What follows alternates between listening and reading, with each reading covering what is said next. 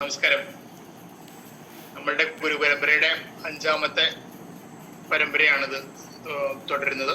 എല്ലാ 10-ാം തീയതിയും രാത്രി 8 മണിക്കാണ് അത് നമ്മൾ തുടരുന്നത്. ഇത് പലരും ഇത് കാണുകയും കേൾക്കുകയൊക്കെ ചെയ്ത ശേഷം പല രീതിയിലുള്ള കമന്റ്സുകൾ ഇട്ടുണ്ട്. പല ശ്രദ്ധയപ്പെട്ടതെന്ന് വെച്ചാൽ ഏതോ ഒരു ഗുരുനാഥനെ കുറിച്ച് എന്തൊക്കെയോ കാര്യങ്ങൾ പറയുന്നുണ്ട്, വിത്തിനെ കുറിച്ച് പറയുന്നുണ്ട്. പക്ഷെ ഇതൊന്നും കൃത്യമായൊരു ധാരണ വരുന്നില്ലല്ലോ എന്നുള്ളതാണ്. അതുകൊണ്ടാണ് നമ്മൾ ഇന്ന് തൊട്ട് ഈ വെബിനാറിൽ ഉള്ള ആദ്യ വെബിനാറോട്ടുള്ള വിവരങ്ങൾ പറയുന്നുണ്ട്. ഒപ്പം 1-2 വാക്കുകൾ പറയേണ്ടതുണ്ട് എന്ന് പറയുന്നതുകൊണ്ടാണ്. TN ധർമ്മരത്നം എന്ന് ഉദ്ദേശിക്കുന്നത് എളന്തിക്കര സ്കൂളിൽ 40-ലേറെ വർഷം ജോലി ചെയ്ത ഒരു അധ്യാപകനാണ്. എന്നെ ജീവിതത്തിന്റെ രസതന്ത്രം പഠിപ്പിച്ച ഒരു മാഷാണ്. പക്ഷെ അതിനേക്കാൾ ഉപരി എൻ്റെ ജീവിതത്തിൽ എന്തെല്ലാം കാര്യങ്ങൾ ചെയ്യണം എന്ന് നേരിട്ട് അച്ഛൻ എന്ന രീതിയിൽ എന്നെ സ്വാധീനിച്ച വ്യക്തിയാണ്.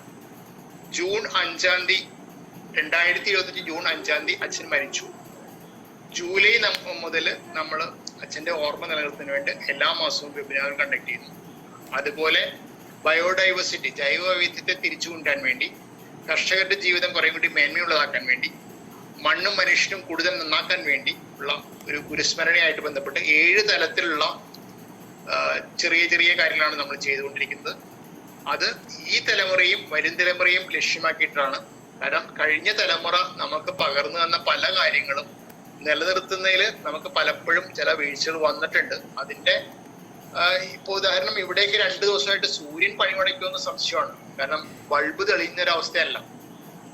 അപ്പൊ സൂര്യൻ സൂര്യാപണിമുടക്ക് നടത്തിയോ എന്ന് സംശയമുള്ള അവസ്ഥയിലേക്കാണ് കാര്യങ്ങൾ പോയിക്കൊണ്ടിരിക്കുന്നത്. കാലാവസ്ഥ മാറി എന്ന് പറയുമ്പോൾ, പ്രകൃതി മാറി എന്നൊക്കെ പറയുമ്പോൾ, പ്രകൃതിയുടെ ഭാഗമായി നിൽക്കുന്ന നമ്മൾ ചെയ്തു കൂട്ടിയ എന്തൊക്കെയോ ഇതിന്റെ കോൺസിക്വൻസ്, അനന്തര ഫലങ്ങളാണോ വരും തലമുറ അനുഭവിക്കാൻ പോകുന്നത് എന്നുള്ള സംശയം ഉളവാക്കുന്ന കാര്യമുണ്ട്. എന്തായാലും നമ്മൾ ഒരു തിരിച്ചറിവിന്റെ കാലത്തിലൂടെയാണ് കടന്നു പോകുന്നത്. മോഹങ്ങളും മോഹഭംഗങ്ങളും ഉണ്ടാവും. അതുപോലെ ജീവിതത്തിൽ ആഗ്രഹങ്ങളും ദുരാഗ്രഹങ്ങളും ഉണ്ടാവും. ഇതെല്ലാം വേർതിരിച്ച് അതിൻ്റെതായ രീതിയിൽ മനസ്സിലാക്കാൻ പറ്റുമ്പോഴാണ് നമ്മളുടെ മനസ്സും മണ്ണും മനുഷ്യനും എല്ലാം കൂടുതൽ സജീവമായ പ്രവർത്തനങ്ങളിൽ, അതായത് എന്തിനാണോ ജനിച്ചത് ആ രീതിയിൽ ഞാൻ എന്തിനാണ് ജനിച്ചത്, എങ്ങനെയാണ് ജീവിക്കേണ്ടത്, കുറച്ചും കൂടി ലാളിത്യത്തോടു കൂടി, കുറച്ചും കൂടി പരിസ്ഥിതി സൗഹൃദത്തോടു കൂടി, കുറച്ചും കൂടി മര്യാദയ്ക്ക് പെരുമാറുന്ന രീതിയിലേക്ക് മാറണമോ, നമ്മുടെ വരും തലമുറയ്ക്ക് മാതൃകയാവുന്ന രീതിയിൽ മാറണമോ എന്നുള്ള ചോദ്യങ്ങൾക്ക് നമുക്ക് കൃത്യമായ ഉത്തരം കിട്ടും. കാരണം കുഞ്ഞുങ്ങൾക്ക് നമ്മൾ തന്നെയാണ് മാതൃകയാവേണ്ടത്. നമ്മൾ മിഠായി ഗ്ലാസ് വലിച്ചെറിയുമ്പോൾ, വേസ്റ്റ് പുറത്തേക്ക് വലിച്ചെറിയുമ്പോൾ, കുഞ്ഞുങ്ങൾ നമ്മുടെ പൊതു സ്ഥലങ്ങളിൽ കുറച്ച് ദിവസം നടന്ന് പ്ലാസ്റ്റിക് മാറ്റിയത് കൊണ്ടോ ഒന്നും മാറ്റം ഉണ്ടാവില്ല. കാരണം ഇന്ന് രാവിലെ ഞാൻ കണ്ട ചില കാഴ്ചകൾ ചിന്തിപ്പിച്ചൊരു കാഴ്ചയാണ്. അതൊരു കൊലപാതകമായിരുന്നോ അത് ആത്മഹത്യയായിരുന്നു എന്നാണ് എനിക്ക് സംശയം. പക്ഷെ എന്തായാലും എന്നെ വിളിച്ചു കാണിച്ച ഡോക്ടറെ, ഇവിടെ ഒരു പാമ്പുണ്ട് എന്ന് പറഞ്ഞിട്ട് വഴിയിലൂടെ നടന്നു പോകുന്ന ഒരു അമ്മയും കുഞ്ഞും കാണിക്കായിരുന്നു. ഞാൻ അടുത്തുനിന്ന് നോക്കി, പാമ്പ് അനങ്ങാതെ കിടക്കുകയാണ്. പക്ഷെ ഒരു മൂക്കന്റെ കുഞ്ഞാണ്. ഞാൻ അവരെ സമാപിക്കാൻ പറഞ്ഞു, നിങ്ങൾ പോയിക്കോ, അത് ചത്തിയെടുക്കാന്ന് പറഞ്ഞു. പക്ഷെ എങ്കിലും എനിക്ക് ഉറപ്പാക്കാൻ വേണ്ടി വീണ്ടും ഞാൻ അവർ പോയി കഴിഞ്ഞ ശേഷം വീണ്ടും ഒരു കമ്പി വഴിയായിട്ട് പോയി നോക്കി. അപ്പോൾ അത് മരിച്ച് കിടക്കുകയാണ്. കാരണം അതിന്റെ മാളത്തിൽ നിന്ന് അത് ഇറങ്ങി നമ്മളുടെ റോഡിലേക്ക് വന്ന് അത് ആത്മഹത്യ ചെയ്യാണോ, അതെ നമ്മളുടെ റോഡിലൂടെ ഓടിയ വണ്ടി അതിന്റെ മുകളിൽ കൂടെ കയറ്റി കൊല്ലുകയാണോ ചെയ്തെന്നുള്ള സംശയം മാത്രമേ ഉള്ളൂ.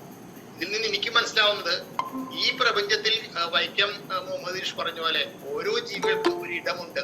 ആ ഇടം അനുവദിച്ചു കൊടുത്തില്ലെങ്കിൽ അങ്ങോട്ടും ഇങ്ങോട്ടും ആക്രമണങ്ങൾ നടത്തും.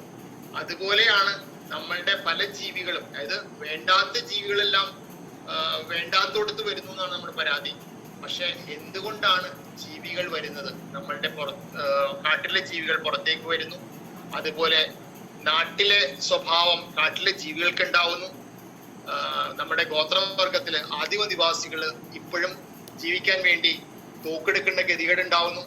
ഇത് തോക്കുകൊണ്ടും നാക്കുകൊണ്ടും പരിഹരിക്കാവുന്ന ഇഷ്യൂസ് ആണോ? അത് കുറച്ചും കൂടി സമഗ്രമായ കാഴ്ചപ്പാടുകൂടി, ശാസ്ത്രീയമായ കാഴ്ചപ്പാടുകളൂടി, മനുഷ്യത്വപരമായിട്ട് പ്രകൃതിക്ക് അനുസരിച്ച് പല കാര്യങ്ങളും വിട്ടുകൊടുക്കാനും അതിൻ്റെതായ രീതികളിലെ കാര്യങ്ങൾ ചെയ്യാനും ഉള്ള ഒരു സമഗ്ര കാഴ്ചപ്പാട് ഉണ്ടാകേണ്ട ആവശ്യകതയിലൂടെയാണ് നമ്മൾ കടന്നു പോകുന്നതെന്ന് മനസ്സിലാക്കേണ്ട ഒരു കാലമാണ്. എന്തായാലും ഇന്ന് നേരിട്ട് എനിക്ക് പരിചയമില്ലാത്ത ഒരാളാണ് എങ്കിൽ പോലും ബയോഡാറ്റയിലൂടെ മനസ്സിലാക്കുന്നത് നമ്മള് കട്ടി കൂടിയ അല്ലെങ്കിൽ ഞൗണിക്ക ഇങ്ങനെയുള്ള ശാസ്ത്രത്തിൽ ഗവേഷണം ചെയ്യുന്ന ഒരു അതായത് വർഷങ്ങളോളം ഗവേഷണം ചെയ്ത് ഇതിന്റെ പല വശങ്ങൾ മനസ്സിലാക്കിയ ഒരു വ്യക്തിയാണ്. മാത്രമല്ല ഇന്ന് നമ്മള് പലയിടത്തും, ഇന്നും കൂടി രാവിലെ ഒരു പേഷ്യന്റ് പറഞ്ഞു, ഡോക്ടറെ പലതും നട്ടു വളർത്തുന്നുണ്ട്, പക്ഷേ നട്ടു വളർത്തിയ സാധനം അതൊരു ചെടിയായിട്ട് പിറ്റേ ദിവസം ചെല്ലുമ്പോൾ അത് വാടി കിടക്കണം. കാരണം ഈ ആഫ്രിക്കൻ ഒച്ചുകളുടെ ശല്യമാണ് എന്നുള്ളത് അവര് പറയണ്ടായിരുന്നു. അപ്പോ പലയിടത്തും ഈർപ്പം നിൽക്കുന്നിടത്താണ് എന്നൊക്കെ പറഞ്ഞിട്ട് നമ്മൾ കുമ്മായി വിടുന്നുണ്ട്. പക്ഷെ നമ്മളുടെ ശരീരത്തിനകത്തും പുറത്തും ഉണ്ടാകുന്ന അസിഡിറ്റിക്കനുസരിച്ച് ചില ജീവികൾ വരും. അത് ഭക്ഷണം എവിടെയുണ്ടോ, അനുകൂലമായ ഒരു കാലാവസ്ഥ എവിടെയുണ്ടോ, ജീവിക്കാൻ പറ്റുന്ന ഒരു പരിസ്ഥിതി എവിടെയുണ്ടോ, അവിടേക്ക് അതിന് അനുകൂലമായ ജീവികൾ ഉണ്ടാകും. അപ്പൊ ആ പരിസ്ഥിതി ഒരുക്കി കൊടുക്കുന്നതിൽ നമ്മൾ ചില ജാഗ്രതകൾ പാലിക്കുകയാണെങ്കിൽ പാമ്പൻ മാളത്തിൽ ഉണ്ടാവും. പണ്ടത്തെ പാട്ടൊക്കെ ഏകദേശം സത്യവും, പാമ്പുകൾക്ക് താമസിക്കാൻ മാളമുണ്ട്. പക്ഷെ ഇപ്പൊ അങ്ങനെയല്ല. പലർക്കും താമസിക്കാൻ വേണ്ട ഇടങ്ങളില്ലാതെ കയ്യേറ്റവും കുടിയേറ്റവും നടക്കുന്ന ഒരു അവസ്ഥയാണുള്ളത്. ഇതിന് മാറ്റം ഉണ്ടാവണമെങ്കിൽ കുറച്ചും കൂടി സൗഹൃദപരമായ എക്കോ സ്പിരിച്വാലിറ്റി ഉൾക്കൊള്ളുന്ന ഒരു കാഴ്ചപ്പാടുകളോടുകൂടി ജീവിതം ഉണ്ടാകണം. അതിന്റെ ഒരു പരമ്പരയാണ് നമ്മൾ നടത്തിക്കൊണ്ടിരിക്കുന്നത്. ഈ പരമ്പരയിൽ പല തരത്തിലുള്ള വിഷയം അവതരിപ്പിക്കുന്ന വിദഗ്ധർ നമ്മളോടൊപ്പം അവരുടെ അനുഭവങ്ങൾ, അവരുടെ കാഴ്ചപ്പാടുകൾ പങ്കുവയ്ക്കും.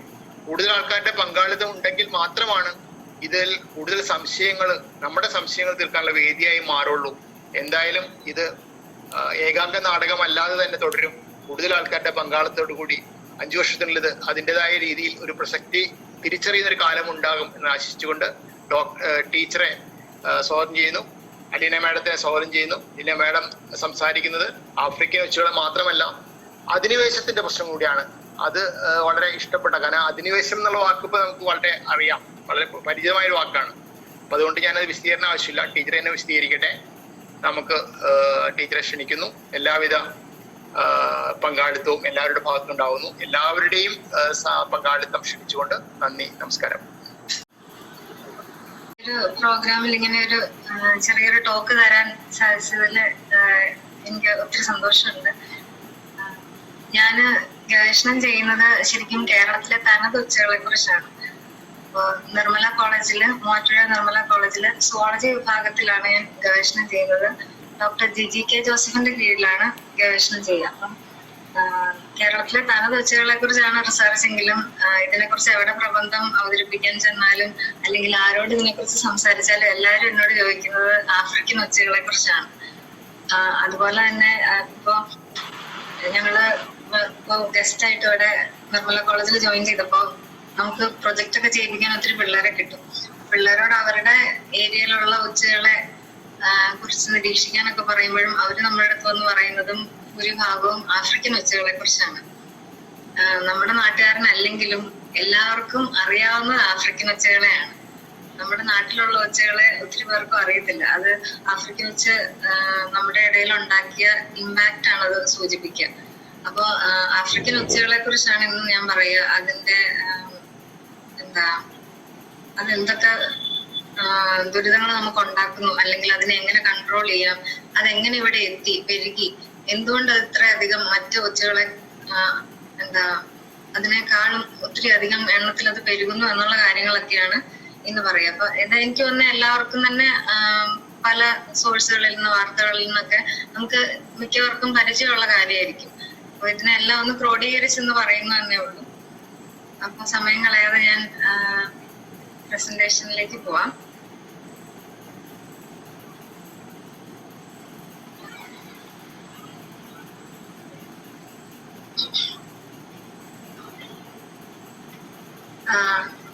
ആഫ്രിക്കൻ ഒച്ച് ഈ പടത്തിൽ കാണിച്ചിരിക്കുന്നതാണ് നമ്മൾ പറയുന്ന ആഫ്രിക്കൻ ഒച്ച്. അപ്പൊ നമ്മുടെ കേരളത്തിൽ ഇപ്പൊ ഞങ്ങള് റിസർച്ച് ചെയ്യാൻ വേണ്ടിട്ട് ഫീൽഡ് വർക്കിനൊക്കെ പോകുന്ന സമയത്തും ഒത്തിരി അധികം ആൾക്കാര് നമ്മുടെ കേരളത്തിലെ തനതായ ഒച്ചുകളെ, വലുതാണ് ഒച്ചാണ് എന്നുള്ള കാരണം കൊണ്ട് ആഫ്രിക്കൻ ഒച്ചിന്റെ പേടിയില് എല്ലാത്തിനും ഉപ്പിട്ട് കളയാറുണ്ട്. അപ്പോ ആഫ്രിക്കൻ ഒച്ചിന്റെ പടം വെച്ച് തന്നെ തുടങ്ങാമെന്ന് ഞാൻ വിചാരിച്ചു. ഇങ്ങനെ ഒരു ശംഖ് പോലത്തെ തൊണ്ടാണ് ആഫ്രിക്കൻ ഒച്ചിനുള്ളത്. നിറച്ചും വരകളൊക്കെയുള്ള ബ്രൗൺ നിറത്തിലുള്ള വരകളൊക്കെയുള്ള അത്യാവശ്യം നല്ല മുഴുപ്പുള്ള ഒച്ചുകളാണ് ആഫ്രിക്കൻ ഒച്ചുകൾ. ഇത് ഫൈലം മൊളുസ്കയില് ഗ്യാസ്ട്രോപോഡ വിഭാഗത്തിൽ പെടുന്ന ജീവികളാണ്. അക്കാറ്റിനിഡെ എന്ന് പറയുന്ന ഫാമിലിയിലാണ് ഇവ പെടുക. ലിസഅക്കാറ്റിന ഫ്ലൂളിക്ക എന്നാണ് ഇതിന്റെ ശാസ്ത്രനാമം. ഗ്യാസ്ട്രോപോഡ കരയിൽ കാണുന്ന ഒച്ചുകള്, ഗ്യാസ്ട്രോപോഡയിൽ അല്ലെങ്കിൽ ഒച്ചുകള് കരയിലും കടലിലും അതുപോലെ ശുദ്ധജലത്തിലും എല്ലാം ഗ്യാസ്ട്രോപോഡയിലുള്ള മെമ്പേഴ്സ് കാണാറുണ്ട്. അതില് കര ഒച്ചുകളില് 3 തരത്തിൽ നമുക്ക് തിരിക്കാം. അതായത് തൊണ്ടുള്ള ഒച്ചുകള് സ്നെയിൽസ് എന്ന് പറയും, തൊണ്ടില്ലാത്തതിന് സ്ലഗ് എന്ന് പറയും. ഇനി ചെറിയ തൊണ്ടുകളുള്ളത്, അതായത് സ്നെയിലുകൾക്ക് അവരുടെ ആഫ്രിക്കൻ സ്നെയില് അതിനൊക്കെ അതിന്റെ ദേഹം മുഴുവനായിട്ട് ആ തൊണ്ടിന്റെ ഉള്ളിലേക്ക് ചുരുക്കാൻ പറ്റും. സെമി സ്ലഗുകളാണെങ്കിൽ തൊണ്ടുണ്ട്, പക്ഷെ അതൊരു ചെറിയ തൊണ്ടായിരിക്കും, അതിന്റെ ദേഹം മുഴുവൻ അതിന്റെ ഉള്ളിലേക്ക് ചുരുക്കാൻ പറ്റില്ല. അപ്പൊ ഈ തൊണ്ടുകൾ എന്ന് പറയുന്നത് തന്നെ കാൽസ്യം കാർബണേറ്റ് കൊണ്ട് അല്ലെങ്കിൽ പ്രോട്ടീനുകൾ കൊണ്ട് ഉണ്ടാക്കിയിരിക്കുന്നതായിരിക്കും. ഇതിൽ ആദ്യമേ കാണിച്ചിരിക്കുന്ന നല്ല ചുവന്ന നിറമുള്ള ഭംഗിയുള്ള ഒച്ച്, അത് നമ്മുടെ കേരളത്തില് വെസ്റ്റേൺ ഗട്ട്സ് പശ്ചിമഘട്ടത്തില് എൻഡമിക് ആയിട്ടുള്ള അവിടെ മാത്രം കാണപ്പെടുന്ന ഒരു ഒച്ചാണ്. ഇൻട്രല്ല ആംബുല എന്നാണ് പേര്. വളരെ ഭംഗിയുള്ള, അപ്പം അത് കേരളത്തിന്റെ സൗത്ത് റീജിയൻസില് അതിനെ ചുവന്ന കളറില് അല്ലെങ്കിൽ ഓറഞ്ച് കളറിലാണ് കാണപ്പെടുക. മുകളിലേക്ക് വയനാട്, കോഴിക്കോട്, കൂർഗ് പോലെയുള്ള സ്ഥലങ്ങളിലേക്കൊക്കെ ചെല്ലുമ്പോൾ അത് മഞ്ഞ കളറിലാണ് കാണപ്പെടുക. ഇതിന്റെ ഇടയ്ക്കുള്ള ചില കോഴിക്കോട് ചില സ്ഥലങ്ങൾ, ചെമ്പ്ര, കാക്കാടംപൊയിൽ അങ്ങനെയുള്ള സ്ഥലങ്ങളിൽ ഇത് വെള്ള കളറിലാണ് കാണപ്പെടുക. അപ്പൊ നമ്മൾ ഒച്ചുകളെ കുറിച്ച് പരക്കെയുള്ള ഒരു ധാരണ, ഒച്ചുകള് ഭംഗിയില്ലാത്ത ജീവികളാണ്, എല്ലാവർക്കും കാണുമ്പോൾ തന്നെ ഒരു ഇഷ്ടക്കേടാണ്.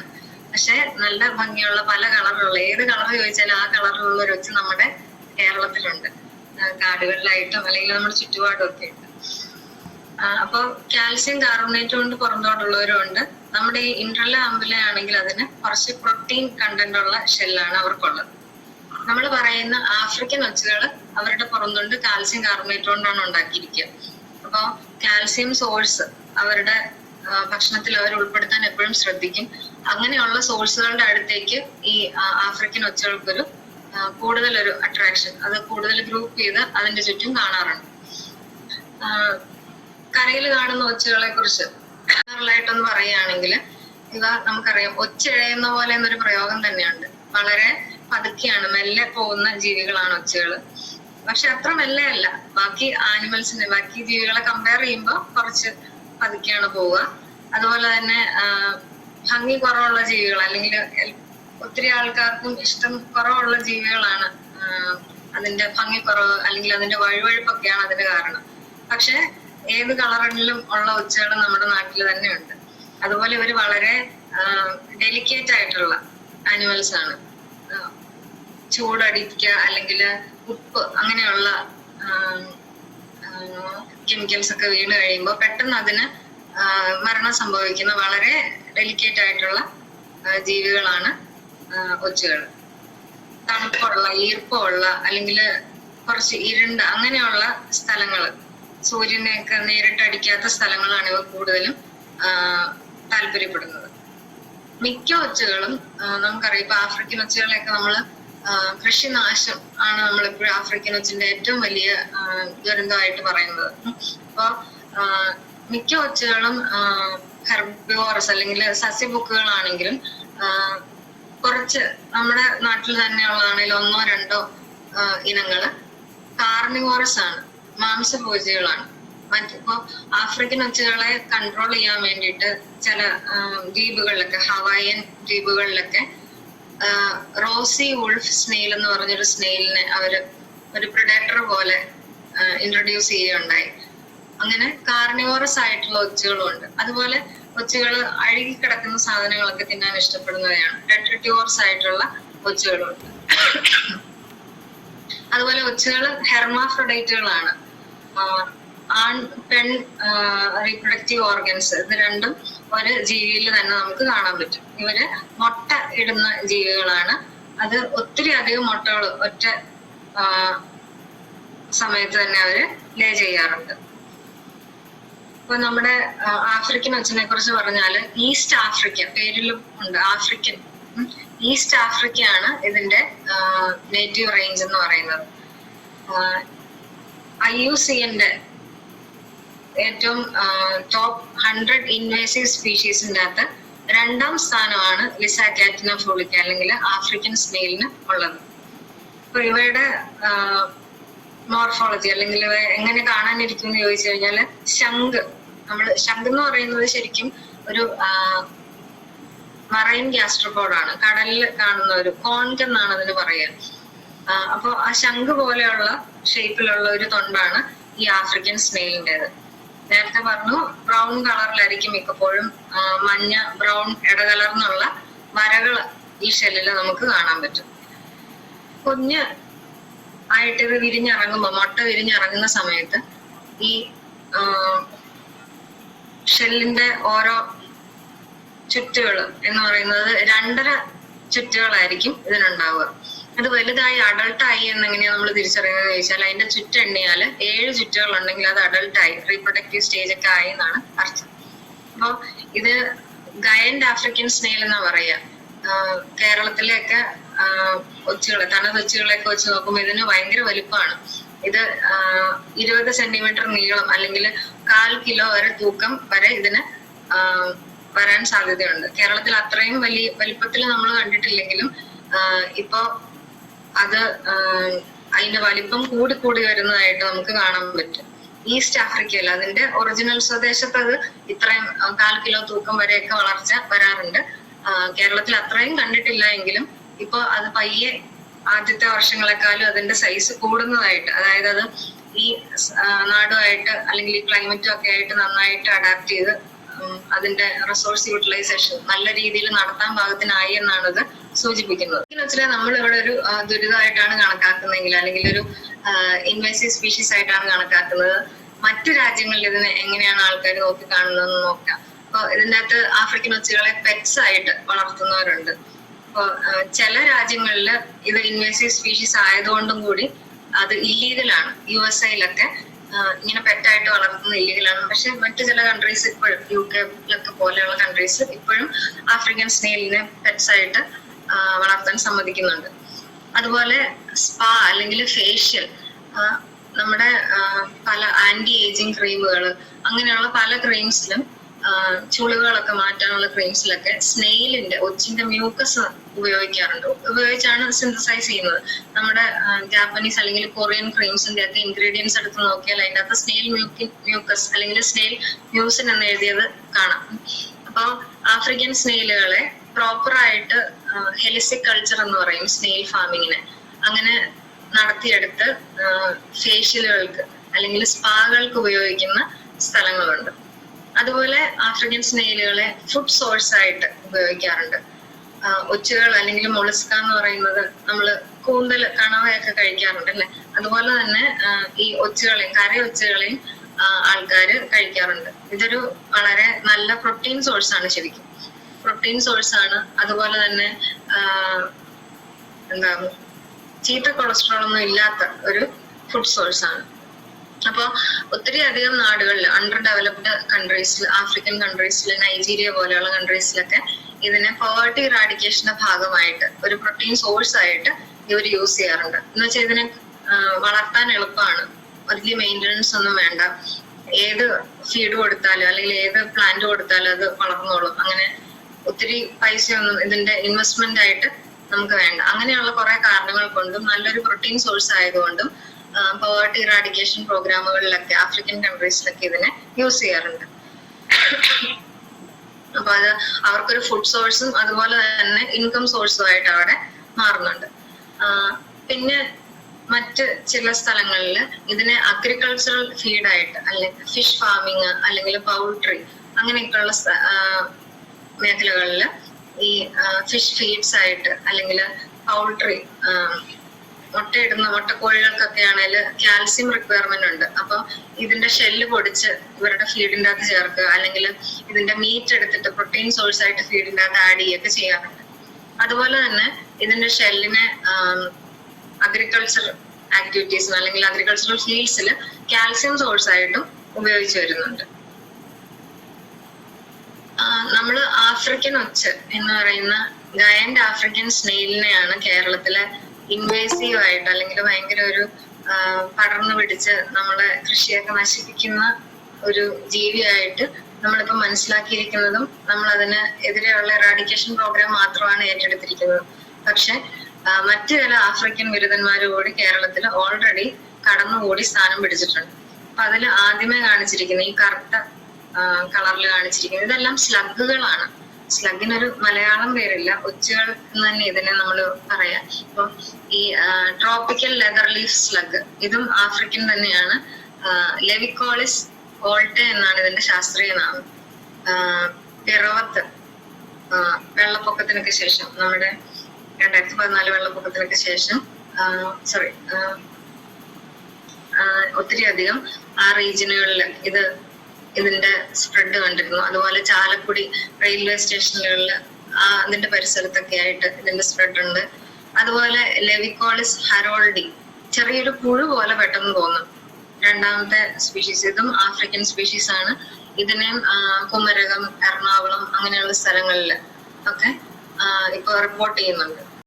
വിളകളിലൊക്കെയാണ് കൂടുതലായിട്ടും കാണുക, അല്ലെങ്കിൽ കുമരകത്തൊരു നഴ്സറിയിൽ നിന്നാണ് ഇതിനെ കണ്ടത്.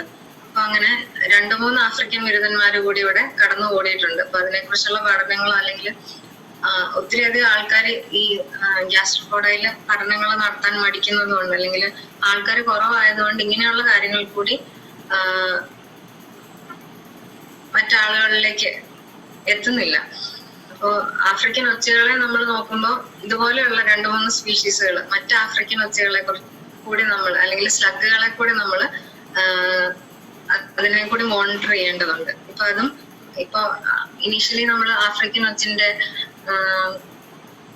ഇൻഫെസ്റ്റേഷൻ നോക്കുവാണെങ്കിൽ 1800-കളിൽ അല്ലെങ്കിൽ ആ സമയത്തൊക്കെ വളരെ വിരലിലെണ്ണാവുന്ന ആഫ്രിക്കൻ ഒച്ചുകളെ ഉണ്ടായിരുന്നുള്ളൂ. അതിൽ നിന്നാണ് ഇപ്പൊ ഉള്ള ഈ ഒരു വലിയ പോപ്പുലേഷൻ ആയിട്ട് അത് മാറിയത്. അതുപോലെ തന്നെയായിരിക്കും നമ്മൾ ഇപ്പോഴേ കൺട്രോൾ ചെയ്യാൻ തുടങ്ങിയില്ലെങ്കിൽ ഈ സ്പീഷീസുകളുടെ കേസ്.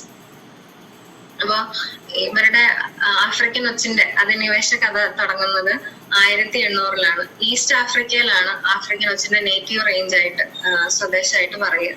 1800-കളിലാണ് ഇത് മറ്റ് രാജ്യങ്ങളിലേക്ക് പോകുന്നതായിട്ട് റിപ്പോർട്ടുകൾ വന്നത്. 1840-ലാണ് ആദ്യമായിട്ട് ആഫ്രിക്കൻ ഒച്ചുകൾ ഇന്ത്യയിൽ വരുന്നത്. അപ്പൊ WH ബെൻസൺ എന്ന് പറയുന്ന ഒരു മാലക്കോളജിസ്റ്റ് ഈ ഗ്യാസ്ട്രോപോഡ്സിനെ കുറിച്ചൊക്കെ ഒച്ചുകളെ കുറിച്ചൊക്കെ പഠിക്കുന്ന ഒരു ബ്രിട്ടീഷ് സയന്റിസ്റ്റിന് ഒരു സുഹൃത്ത് ഗിഫ്റ്റ് കൊടുക്കുന്നതാണ് 2 ആഫ്രിക്കൻ ഒച്ചുകൾ. അങ്ങനെയാണ് ഇത് കൊൽക്കത്തയില് എത്തുന്നത്. WH ബെൻസൺ തിരിച്ച് UK-യിലേക്ക് പോകുന്ന സമയത്ത് ഈ ഒച്ചുകളെ അദ്ദേഹത്തിന്റെ താമസിച്ചിരുന്ന സ്ഥലത്തെ പൂന്തോട്ടത്തിൽ തുറന്നു വിട്ടാണ് ആദ്യത്തെ ഒരു ഇൻട്രൊഡക്ഷൻ നടക്കുന്നത്. അതിനുശേഷം 1920 ആണ് ദക്ഷിണേന്ത്യയിൽ ആദ്യമായിട്ട് ഇത് വരിക. അപ്പൊ ബ്രിട്ടീഷുകാര് തന്നെ ഭംഗിയുടെ ഒരു പർപ്പസിനായിട്ട് മൈലേഡി ഗാർഡൻ എന്ന് പറയുന്ന മദ്രാസിലെ ഒരു പൂന്തോട്ടത്തിലാണ് ആ ഒരു ഇൻട്രൊഡക്ഷൻ നടക്കുന്നത്. അതിനുശേഷം അത് മദ്രാസിൽ പടർന്നു പിടിച്ചു. ചിദംബരം അല്ലെങ്കിൽ അണ്ണാമല യൂണിവേഴ്സിറ്റിയിലൊക്കെ അത് ആ കോമ്പൗണ്ടിലൊക്കെ ഇതിനെക്കുറിച്ചുള്ള വാർത്തകൾ എത്തി. അപ്പോ നമ്മുടെ പാലക്കാട്ടുകാരനായ രാജകൃഷ്ണ മേനോൻ ഇതിനെക്കുറിച്ച് പഠിക്കാൻ വേണ്ടിയിട്ട് ചിദംബരം അല്ലെങ്കിൽ അണ്ണാമല യൂണിവേഴ്സിറ്റിയിലെത്തി. അപ്പൊ അദ്ദേഹം ഇതിനെക്കുറിച്ചുള്ള ഗവേഷണങ്ങളൊക്കെ നടത്തിക്കൊണ്ടിരുന്നു. ഇടയ്ക്ക് അദ്ദേഹത്തിന് തിരിച്ചു പോരേണ്ടി വന്ന സമയത്ത് അദ്ദേഹം ഈ 2-3 ഒച്ചുകളെയും കൂടി ഗവേഷണത്തിനിടയ്ക്ക് പോരേണ്ട സമയത്ത് ഒച്ചുകളെയും കൂടി കൊണ്ടുവന്നു. അപ്പൊ അദ്ദേഹം അതിനെ വീട്ടിൽ വളർത്തിക്കൊണ്ടിരുന്നു. അതിനുശേഷം ആക്സിഡന്റൽ ആയിട്ടാണോ അതോ പഠനം കഴിഞ്ഞ് ഉപേക്ഷിച്ചതാണോ, അങ്ങനെയാണ് പാലക്കാട് കേരളത്തിൽ ഇതിന്റെ ആദ്യത്തെ സ്പ്രെഡ് റിപ്പോർട്ട് ചെയ്യുന്നത്. പതുക്കെ ആഫ്രിക്കൻ ഒച്ചുകൾ പെരുകി. അപ്പോ 1970 അവിടുത്തെ കളക്ടർ ഈ ആഫ്രിക്കൻ ഒച്ചുകളെ പിടിച്ചു കൊടുക്കുന്നവർക്ക് ഒരു സ്പെസിമെന് ഒരു ജീവിക്ക് 1 രൂപ എന്നുള്ള നിരക്കിൽ ഒരു പ്രതിഫല വാഗ്ദാനമൊക്കെ നടത്തി. അപ്പൊ ആൾക്കാർ ആൾക്കാർ ചാക്ക് കണക്കിന് ആഫ്രിക്കൻ ഒച്ചകളെയും കൊണ്ട് പാലക്കാട് ടൗണിൽ ചെന്നു എന്നാണ് പറയുന്നത്. അപ്പൊ ചെന്ന് കഴിഞ്ഞപ്പോ പക്ഷെ അവർക്ക് കൊടുക്കാനുള്ള റെമ്യൂണറേഷൻ ഇല്ലാതിരുന്നു, അല്ലെങ്കിൽ അവരുടെ ആ പേയ്മെന്റ് ഇല്ലാതിരുന്നത് കൊണ്ട് ആൾക്കാര് അതിനെ ടൗണിൽ നിക്ഷേപിച്ചിട്ട് പോകുന്നു. അങ്ങനെ പാലക്കാട് ടൗണിൽ ഇതിന്റെ പെരുപ്പം തുടങ്ങിയെന്നാണ് പറയുക. അടുത്ത ഒരു മേജർ ഇവന്റ് എന്ന് പറയുന്നത് 2004-2005 കാലഘട്ടത്തിലാണ്. പത്തനംതിട്ടയിലെ റാന്നി, അതുപോലെ എറണാകുളത്തെ വില്ലിംഗ്ടൺ ഐലൻഡ്, പാലക്കാട്, ഈ 3 സ്ഥലങ്ങളിലാണ് ആ സമയത്ത് ഈ ഒരു ആഫ്രിക്കൻ ഒച്ചുകളുടെ എണ്ണം പെരുകുന്നതായിട്ട് കണ്ടത്. അപ്പൊ 2004 വില്ലിംഗ്ടൺ ഐലൻഡിൽ ഒരു വുഡ് ഡിപ്പോ തുടങ്ങി. അപ്പൊ ആ വുഡ് ഡിപ്പോ തുടങ്ങി കഴിഞ്ഞിട്ടാണ് 2005 മുതലാണ് ഈ ഒരു പെരുപ്പം ഉണ്ടായത്.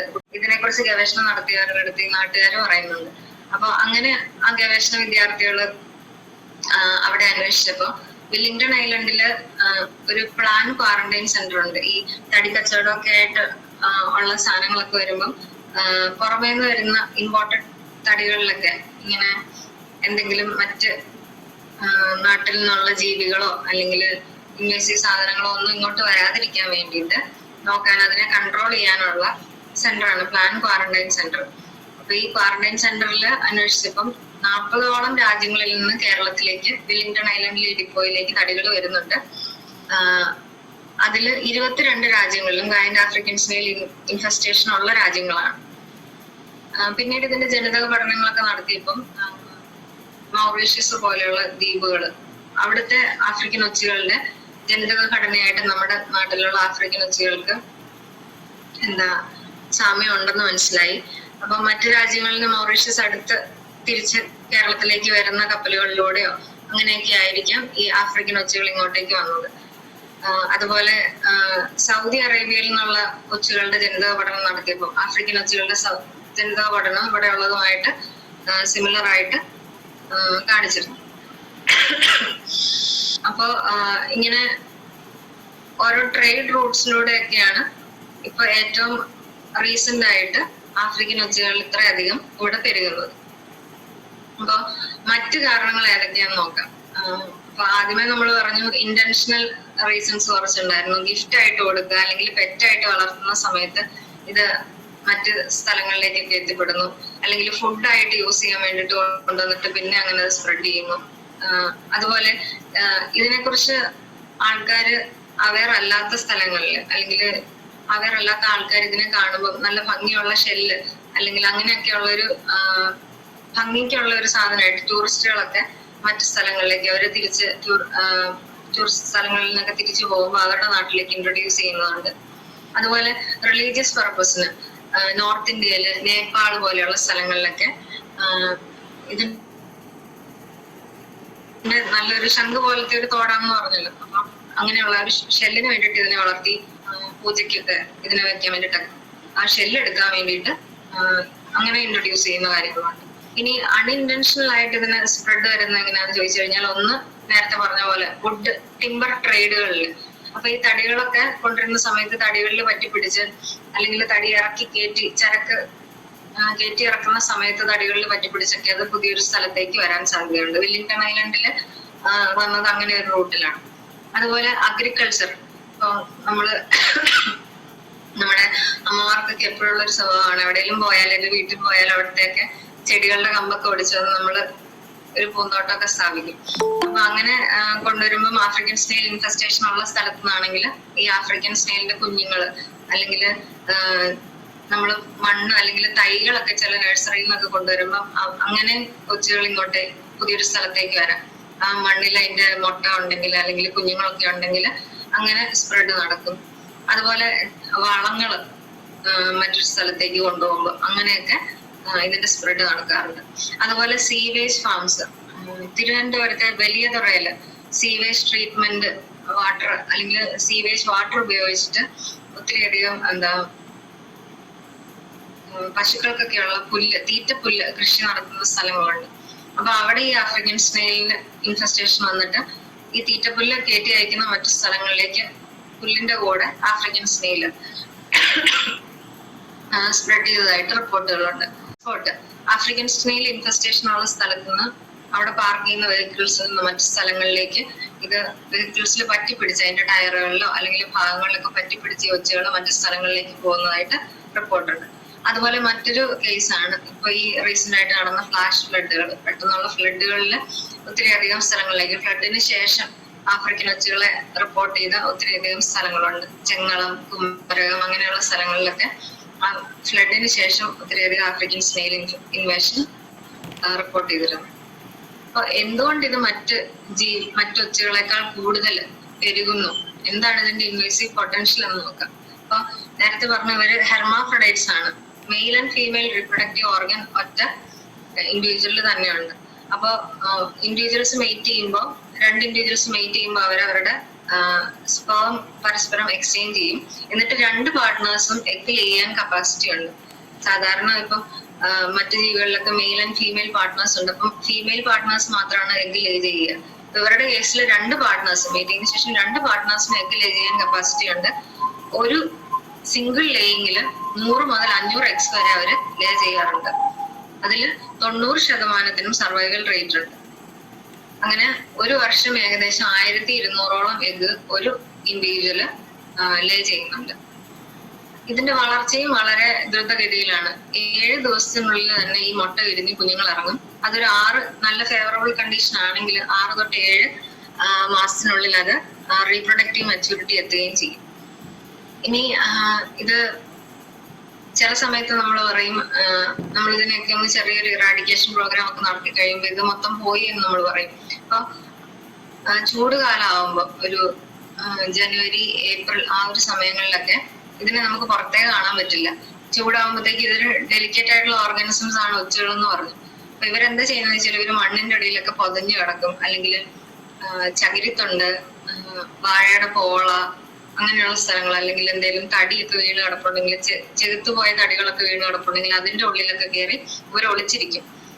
ലീഫ് ലിറ്ററിന്റെ ഇടയിൽ ഒക്കെ അല്ലെങ്കിൽ തെങ്ങിന് നമ്മളിങ്ങനെ പൊത ഇടില്ലേ, അങ്ങനെ അതിന്റെ ഒക്കെ ഇടയ്ക്കൊക്കെ ഇത് ഒളിച്ചിരിക്കും. അപ്പൊ ആ സമയത്ത് ഇതിന്റെ ഫീഡിങ് ഒക്കെ കുറച്ച് റെസ്റ്റിംഗ് സ്റ്റേജിലായിരിക്കും, ഈസ്റ്റിവേഷൻ പ്രോസസ്സിലായിരിക്കും ഇത്. അപ്പൊ ഇതിന്റെ ദേഹത്ത് ഒട്ടും വെള്ളം നഷ്ടപ്പെടാതിരിക്കാൻ വേണ്ടിയിട്ട് അതിന്റെ വായ ഭാഗത്ത്, ഓപ്രിക്കുലം ഭാഗത്ത് അതൊരു ചെറിയൊരു മെംബ്രെയിൻ പോലെ, എപ്പിഫ്രാഗ് എന്ന് പറയുന്ന ഈ ഒരു പടത്തിൽ കാണിച്ചിരിക്കുന്ന പോലെ ഒരു വെള്ള പാട കൊണ്ട് അത് മൂടി വെക്കും, ഇതിന്റെ വെള്ളം ഒട്ടും നഷ്ടപ്പെടാതിരിക്കാൻ വേണ്ടി. അങ്ങനെ അത് എത്ര സിവിയർ ചൂട് കാലമാണേലും അത് അതിനെ ഓവർകം ചെയ്ത് വീണ്ടും അത് മഴക്കാലം ആകുമ്പോൾ നല്ല കണ്ടീഷൻസ് വരുമ്പോൾ ഈർപ്പവും തണുപ്പും ഒക്കെ തിരിച്ചു വരുമ്പോൾ അത് വീണ്ടും പുറത്തോട്ട് വരും. അടുത്ത ഒരു ഫാക്ടർ എന്ന് പറഞ്ഞാൽ ഇത് ഇത്രയധികം പെരുകാനുള്ള കാരണം എന്ന് പറഞ്ഞാൽ ഇതൊരു ജനറലിസ്റ്റ് ഫീഡറാണ്. 500ഓളം പ്ലാന്റുകളെ ഇത് ഫീഡ് ചെയ്യുന്നതായിട്ട് റിപ്പോർട്ടുണ്ട്. അതായത് നമ്മുടെ കപ്പ, ചേമ്പ്, അല്ലെങ്കിൽ ചേന, കപ്പളം, അങ്ങനെയുള്ള എന്ത് സാധനങ്ങളും ഒത്തിരി അധികം നമ്മുടെ ചുറ്റും കാണുന്ന ഒരുമാതിരിപ്പെട്ട എല്ലാ പ്ലാന്റ്സിനെ ഇത് ഫീഡ് ചെയ്യുന്നുണ്ട്. അപ്പൊ ഇതിന് ഇഷ്ടം പോലെ ഫുഡുണ്ട്. അടുത്തൊരു വലിയൊരു ഫാക്ടറാണ്, എല്ലാ ജീവികൾക്കും അതിന്റെ സ്വദേശത്താണെങ്കിൽ അതിന്റെ നേറ്റീവ് ആയിട്ടുള്ള പ്രിഡേറ്റേഴ്സ് ഉണ്ട്. ഇതൊരു ഇൻട്രൊഡ്യൂസ്ഡ് സ്പീഷീസ് ആണ്. അപ്പൊ അതിന് നേറ്റീവ് പ്രിഡേറ്റേഴ്സ് ഇവിടെ കുറവാണ്. എങ്കിലും നമ്മുടെ കേരളത്തില് ഈ ആഫ്രിക്കൻ സ്നേലുകളെ ഫീഡ് ചെയ്യുന്നതായിട്ട്, അതിനെ കഴിക്കുന്നതായിട്ട് കാണുന്ന കുറച്ച് ജീവികളുടെ പടങ്ങളാണ് ഇവിടെ കൊടുത്തിരിക്കുക. അപ്പൊ ഒന്നാമത്തേത് ആദ്യത്തെ പടത്തിൽ കൊടുത്തിരിക്കുന്നത് താറാവാണ്. അപ്പൊ കുമരകം എന്റെ ഒരു സ്റ്റഡി സൈറ്റ് ആയിരുന്നു. കുമരകത്ത് നോക്കുമ്പോൾ ഒച്ചുകളുടെ എണ്ണം വളരെയധികം കുറവാണ്. അവിടെ ഒത്തിരി അധികം ഡക്ക് ഫാമിംഗ് ഉണ്ട്. താറാവുകള് നമുക്കറിയാം ഇങ്ങനെ എവിടെ എന്ത് ചെറിയ കുത്തിലൊക്കെ കയറിയിരുന്നാലും അല്ലെങ്കിൽ ചെളിയിൽ പതഞ്ഞിരുന്നാലും ഒക്കെ അത് തപ്പിപ്പിടിച്ച് ഈ ഒച്ചുകളെ കഴിക്കാൻ ഇഷ്ടപ്പെടുന്നവരാണ്. ഡക്സ് നമ്മള് ഇവിടെ കൺട്രോളിനായിട്ടാണെങ്കിലും ഡക്ക് ഫാമിംഗ് യൂസ് ചെയ്യാവുന്നതാണ്. താഴത്തെ പടത്തിൽ കാണിച്ചിരിക്കുന്നത് കാട്ടുപന്നിയാണ്. അപ്പൊ അത് പാലക്കാട് എന്നുള്ളൊരു കഥയാണ്. പാലക്കാട് നമ്മള് കാട്ടുപന്നി കയറാതെ ഈ കാടിനോട് ചേർന്നിട്ടുള്ള ആൾക്കാർ വേലി കെട്ടിയൊക്കെ പ്രൊട്ടക്ട് ചെയ്യും. അപ്പം ഒരു സ്ഥലത്ത് ആഫ്രിക്കൻ ഒച്ചിന്റെ ശല്യം കൂടുതലുള്ള സ്ഥലത്ത്, ഈ വേലി ഇല്ലാതിരുന്ന ഒരു സ്ഥലത്ത് ഈ പന്നികൾ വന്ന് ഇതിനെ മുഴുവനോടെ തിന്നുന്നതായിട്ട്, അങ്ങനെ ആഫ്രിക്കൻ ഒച്ചിന്റെ എണ്ണം കുറയുന്നതായിട്ട് റിപ്പോർട്ട് ചെയ്തിരുന്നു. ഈ മൂന്നാമത്തെ പടത്തിൽ കാണിച്ചിരിക്കുന്നത്, ഇതിൽ കാണിച്ചിരിക്കുന്നത് മിന്നാമിനിങ്ങിന്റെ ലാർവയാണ് ഈ ഒച്ചിനെ തിന്നുന്നതായിട്ട് കാണിച്ചിരിക്കുന്നത്. മിന്നാമിനിങ്ങിന്റെ ലാർവ നമ്മുടെ നാട്ടിലുള്ള ലാർവയുടെ പടം അല്ല ഈ കാണിച്ചിരിക്കുന്നത്. നമ്മുടെ നാട്ടിലുള്ള ലാർവ ഇച്ചിലൂടെ ചെറുതാണ്. അപ്പൊ അത് ഒരു 3-4 ഒക്കെ ആഫ്രിക്കൻ ഒച്ചിന്റെ പുറകെ നടക്കുന്നതായിട്ട് കാണാറുണ്ട്. അതിന് ഇത് തന്നെ ഫീഡ് ചെയ്യും, കില്ല് ചെയ്യാൻ, പക്ഷെ അതിന് ഒത്തിരി സമയം എടുക്കും. അപ്പൊ അതിനൊരു ബയോ കൺട്രോൾ ഏജന്റ് ആയിട്ട് ഇതിനെ കൺട്രോൾ ചെയ്യാൻ വേണ്ടിയിട്ട് നമുക്ക് അങ്ങനെ യൂസ് ചെയ്യാൻ എത്രത്തോളം എഫക്റ്റീവ് ആണെന്ന് നമുക്ക് അറിയത്തില്ല. കാരണം ഒത്തിരി അധികം മിന്നാമിനിങ്ങിന്റെ ലാർവകൾ ഒരുമിച്ച് കൂടി ചേർന്ന് ഒത്തിരി സമയമെടുത്താണ് ഒരു ഒച്ചിനെ തന്നെ കൊല്ലുന്നത്. അടുത്തൊരാളാണ് ഉപ്പൻ, ചെമ്പോത്ത് എന്നൊക്കെ പറയുന്നത്. ഉപ്പനെ ഇങ്ങനെ ആഫ്രിക്കൻ സ്നെയിലിന്റെ ഫീഡ് ചെയ്യുന്നതായിട്ട് കണ്ടിട്ടുണ്ട്. അപ്പൊ കാട്ടുപന്നികൾ മുഴുവനോടെ വിഴുങ്ങുകയാണ് ചെയ്യുക. ഉപ്പനൊക്കെ അതിന്റെ തൊണ്ട് കല്ലിലൊക്കെ അടിച്ചു പൊട്ടിച്ചിട്ടാണ് ഫ്ലഷ് ഫീഡ് ചെയ്യുന്നത്. അടുത്തതായിട്ട് കാണിച്ചിരിക്കുന്നത് ഏഷ്യൻ ഓപ്പൺ ബിൽ സ്റ്റോർക്കാണ്. അപ്പം സാധാരണ പണ്ടൊക്കെ ഇതിനെ ഞൗണിങ്ങയൊക്കെ കഴിക്കുന്നതായിട്ടാണ് കണ്ടിട്ടുള്ളത്. ഈ ഇടയായിട്ടാണ് ആഫ്രിക്കൻ ഒച്ചുകളെയൊക്കെ ഇത് ഫീഡ് ചെയ്യുന്നതായിട്ട് റിപ്പോർട്ട് ചെയ്തു വരുന്നത്. ഇനി മേജറായിട്ട് നമ്മൾ പറയുന്നത് അഗ്രികൾച്ചറൽ നുവൻസ് ആണ്. ഒത്തിരി അധികം എന്ത് നട്ടാലും അതിനെയൊക്കെ നശിപ്പിക്കാൻ പാകത്തിന് അല്ലെങ്കിൽ അത്രയും വൊറേഷ്യസ് ഫീഡേഴ്സ് ആണ് ആഫ്രിക്കൻ ഒച്ചുകൾ. ചെറിയ തൈകൾ നട്ടാല് അല്ലെങ്കിൽ ലീഫി വെജിറ്റബിൾസ് അല്ലെങ്കിൽ ഫ്രൂട്ട്സ് എല്ലാം അങ്ങനെയുള്ള എല്ലാ സാധനങ്ങളും അല്ലെങ്കിൽ മരങ്ങളുടെ ഒക്കെ ആണെങ്കിലും ബാർക്കൊക്കെ തൊലിയൊക്കെ കടിച്ച് മുറിക്കുക അങ്ങനെയുള്ള കാര്യങ്ങളെല്ലാം ചെയ്ത് ഒരു സാധനം നട്ടാല് നമുക്ക് കിട്ടില്ല എന്നുള്ള ഒരവസ്ഥയിലേക്ക് ആഫ്രിക്കൻ ഒച്ചുകൾ എത്തിച്ചിട്ടുണ്ട്. അതുപോലെ തന്നെ ആഫ്രിക്കൻ ഒച്ച് ബയോഡൈവേഴ്സിറ്റി, നേറ്റീവ് ആയിട്ടുള്ള പ്ലാന്റ്സിന്റെ ബയോഡൈവേഴ്സിറ്റിയിൽ കുറവ് വരുത്തുന്നുണ്ട്. കൃഷിക്കാർക്ക് എക്കണോമിക് ലോസ് ഉണ്ടാക്കുന്നുണ്ട്. അതുപോലെ തന്നെ ഇപ്പൊ ഏതെങ്കിലും നമ്മൾ പച്ചക്കറി കടയിലൊക്കെ പോയി കഴിഞ്ഞാൽ ഏറ്റവും നല്ലത് നോക്കിയെടുക്കും. എന്തെങ്കിലും ഒരു പാടോ പുള്ളിയോ അല്ലെങ്കിൽ ഒരു സ്ക്രാച്ചോ ഒക്കെ ഉള്ളതൊന്നും അവോയ്ഡ് ചെയ്യും. അപ്പൊ അങ്ങനെ ഫുള്ളായിട്ട് തിന്നില്ലെങ്കിലും ഈ പറഞ്ഞ പോലത്തെ ഇങ്ങനെ crop value, aesthetic crop value reduce ചെയ്യുന്ന ഒരു പരിപാടി, അങ്ങനെ ഒരു കാര്യം കൂടി ഇതിനകത്ത് നമ്മൾ കൺസിഡർ ചെയ്യേണ്ടതുണ്ട്. അതുപോലെ ഇവര് കാൽസ്യം സോഴ്സുകൾ ഒത്തിരി ഇഷ്ടപ്പെടുന്നവരാണെന്ന് പറഞ്ഞു. ഇവര് മതിലുകളിലൊക്കെ, വീടുകളുടെ മതിലുകളിലൊക്കെ ഇതിങ്ങനെ പറ്റിപ്പിടിച്ച് കൂട്ടമായിട്ട് പറ്റിപ്പിടിച്ച് കാണാറുണ്ട്. ചില കേസുകളിലൊക്കെ മതിലുകളുടെയൊക്കെ അല്ലെങ്കിൽ ഭിത്തികളുടെയൊക്കെ ബലക്ഷയത്തിനും അത് അല്ലെങ്കിൽ അതിന്റെ പയ്യെ അതിന്റെ ഓരോ പാളികളായിട്ട് ഒടിഞ്ഞ് അടർന്നു വീഴുന്നതായിട്ടും കാണുന്നുണ്ട്. അതുപോലെ ഹ്യൂമൻ ഹാബിറ്റേഷനിൽ നമുക്കറിയാം ഒത്തിരി അധികം ഇത് പെരുകുന്ന സ്ഥലങ്ങളിലൊക്കെ ജീവിക്കാൻ വളരെ ബുദ്ധിമുട്ടാണ്.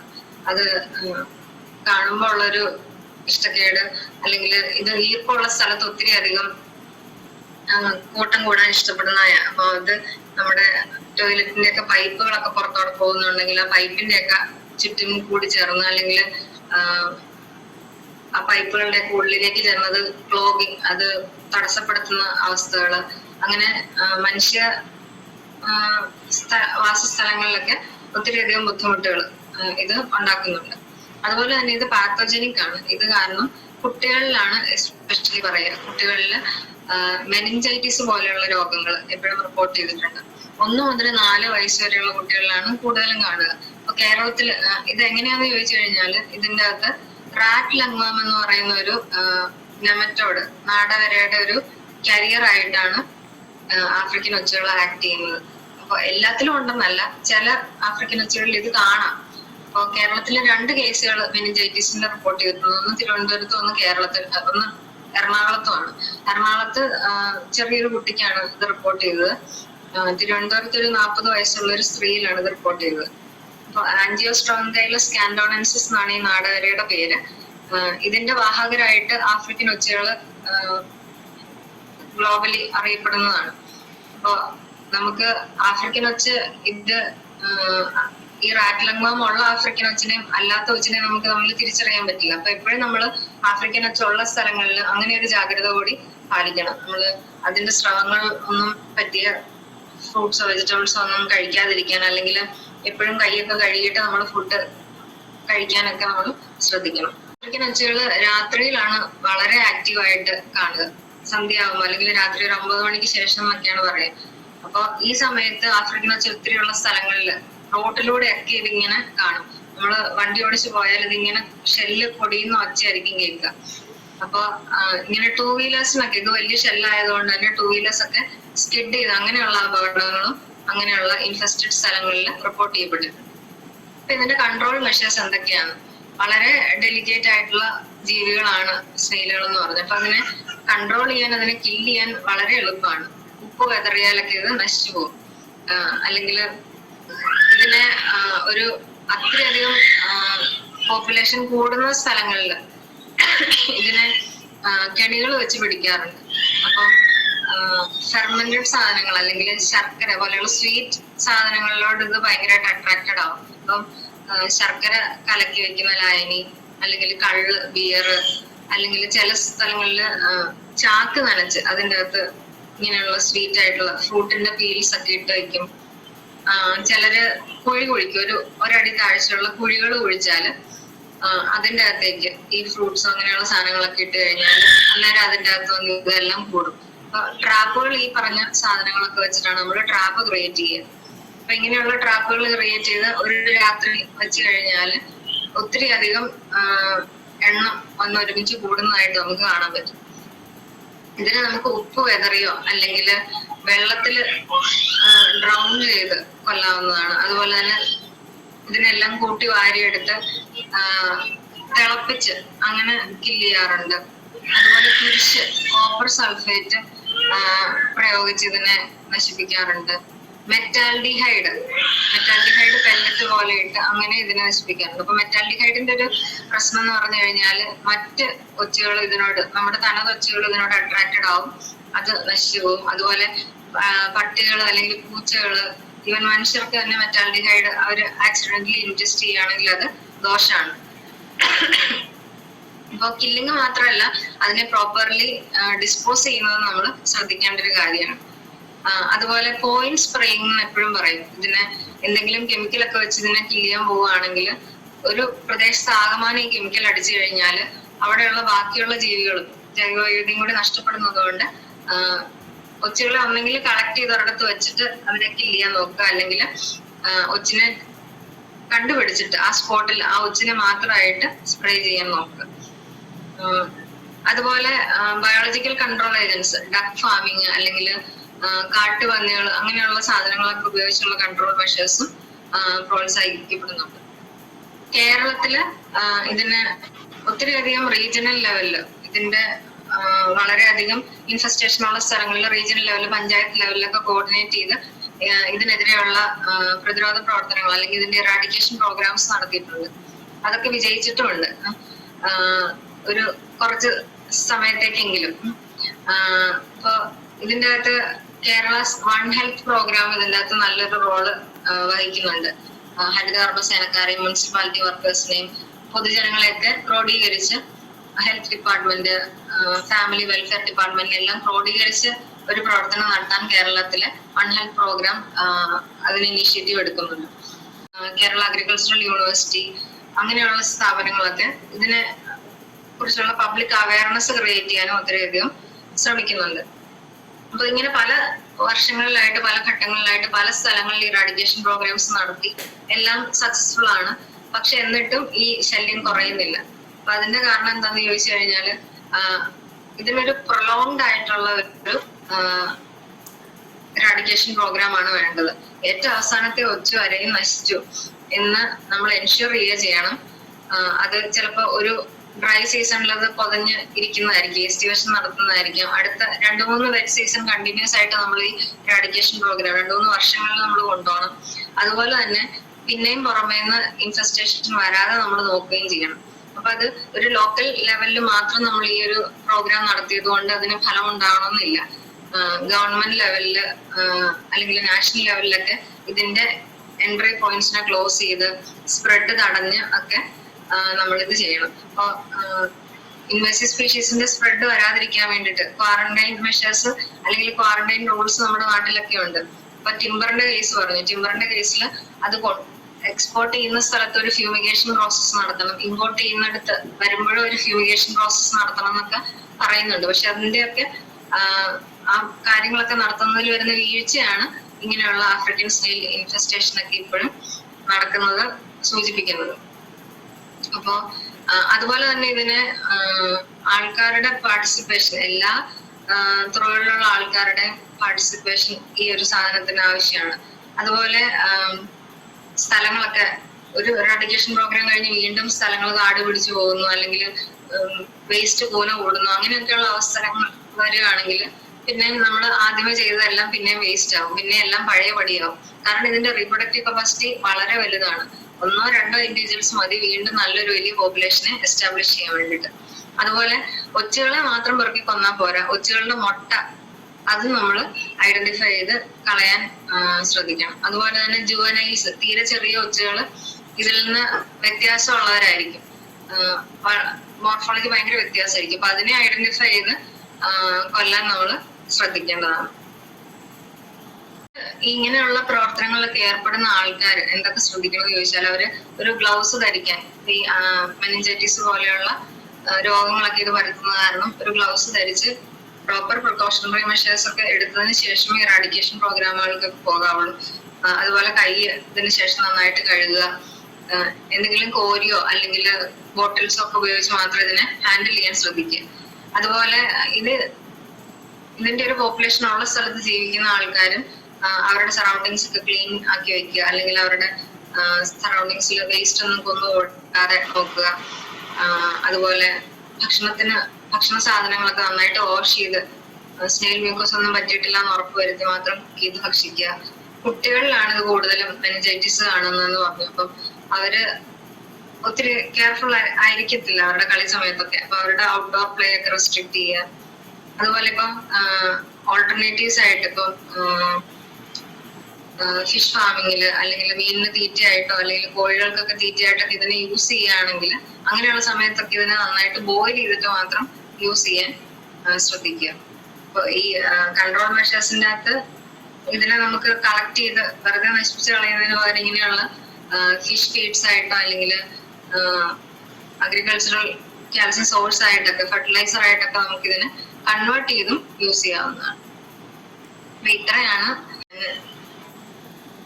ടോക്കില് ഉൾക്കൊള്ളിച്ചിട്ടുള്ളത്, പ്രസന്റേഷനിൽ ഉൾക്കൊള്ളിച്ചിട്ടുള്ളത്. ഒരു കുറച്ചധികം ഇൻഫർമേഷൻ നമ്മൾ ആഫ്രിക്കൻ സ്റ്റൈലിനെ കുറിച്ചുള്ള ഇൻഫർമേഷൻ എന്ന് മറ്റു സ്ഥലത്ത് കൂട്ടി വെച്ചു എന്നേ ഉള്ളൂ. ഓക്കെ ഓക്കെ, ഒന്ന് രണ്ട് ഡൗട്ടുകൾ ഞാൻ ചോദിക്കട്ടെ. ഒന്ന്, നേരത്തെ പറഞ്ഞു സ്നെയിൽ പറഞ്ഞു, അതുപോലെ പുറന്തോട്ടില്ലാത്ത സ്ലഗ് എന്ന് പറഞ്ഞിട്ടുള്ള ജീവികളുടെ കാര്യം പറഞ്ഞു. അത് സാധാരണ കേരളത്തിൽ വളരെ ചെറുത്, പുറന്തോടില്ലാതെ ഒച്ചെന്ന് തന്നെ പറഞ്ഞ പേരിൽ നമ്മൾ ചിലപ്പോൾ വീടിനകത്തും ഒക്കെ കാണാറുണ്ട്, അടുക്കളയുടെ പരിസരത്തോ വെള്ളമുള്ള സ്ഥലങ്ങളിൽ വാട്ടർ സിങ്കിൻ്റെ അടുത്തൊക്കെ കാണാറുണ്ട്. അതൊക്കെ അതിനെയൊക്കെ ഇറാഡിക്കേറ്റ് ചെയ്യണമെങ്കിലോ അല്ലെങ്കിൽ അത് ഇത്രമാത്രം സ്പ്രെഡ് ചെയ്യാതെ അധികം നമ്പറൊന്നും അത് കാണാറുമില്ല, വല്ലപ്പോഴും ഒക്കെ കാണുന്ന സാധനമാണത്. അതിനെപ്പറ്റി എന്തെങ്കിലും പറയാൻ പറ്റുമോ, കൂടുതൽ ഇൻഫർമേഷൻസ്? അത് നമ്മുടെ സാധാരണ ഈ ബാത്റൂമിന്റെ പരിസരത്തൊക്കെ ആയിട്ട് എനിക്ക് സ്ലഗുകളെ കൂടുതലാണ്, അല്ലെങ്കിൽ ഈർപ്പമുള്ള ഭിത്തികളോടൊക്കെ ചേർന്ന്. അപ്പൊ അത് നമ്മുടെ നാട്ടിലുള്ള തനതായ ഒച്ചകൾ തന്നെയാണ്. മരിയല്ല ഡുസുമേരി എന്ന് പറയുന്നതായിരിക്കും മിക്കവാറും നമ്മുടെയൊക്കെ ചുറ്റുപാട്. ഒരു മഞ്ഞ കളർ അല്ലെങ്കിൽ ഡൾ മഞ്ഞ കളറൊക്കെയുള്ള സ്ലഗുകളല്ലേ, ബ്രൗൺ കളറ് അല്ലെങ്കിൽ കറുത്ത കളറിലൊക്കെ കാണും. മരിയല്ല ഡുസുമേരി എന്നാണ് അതിന്റെ പേര്. അതങ്ങനെ നമുക്ക് ഒത്തിരി ഉപദ്രവം ഒന്നും ഉണ്ടാക്കുന്നില്ല. നമുക്ക് പറഞ്ഞ പോലെ ഞാനതിനെ ഒന്നും ചെയ്യാറില്ല, വിട്ടാലും അത് പൊക്കോളും. ഇല്ല, വല്ലപ്പോഴും 1-2 കാണും, തോണ്ടി പുറത്തേക്കൊക്കെ എടുത്ത് കളയുമ്പോ പിന്നെ അത് കുഴപ്പമുണ്ടാക്കാറില്ല. അതുപോലെ പിന്നെ വേറെ ഏതാണ് ഇപ്പോൾ ഈ കേരളത്തിൽ തനതായ ഒച്ചുകളുടെ ജീവിവർഗങ്ങൾ? ഞാൻ അതിന്റെ ഒരു ഫോട്ടോ കാണിച്ചു തരാം. കുറച്ച് നമ്മുടെ ചുറ്റും കാണുന്നതിനെ കാണിച്ചു തരാം. ഓക്കെ.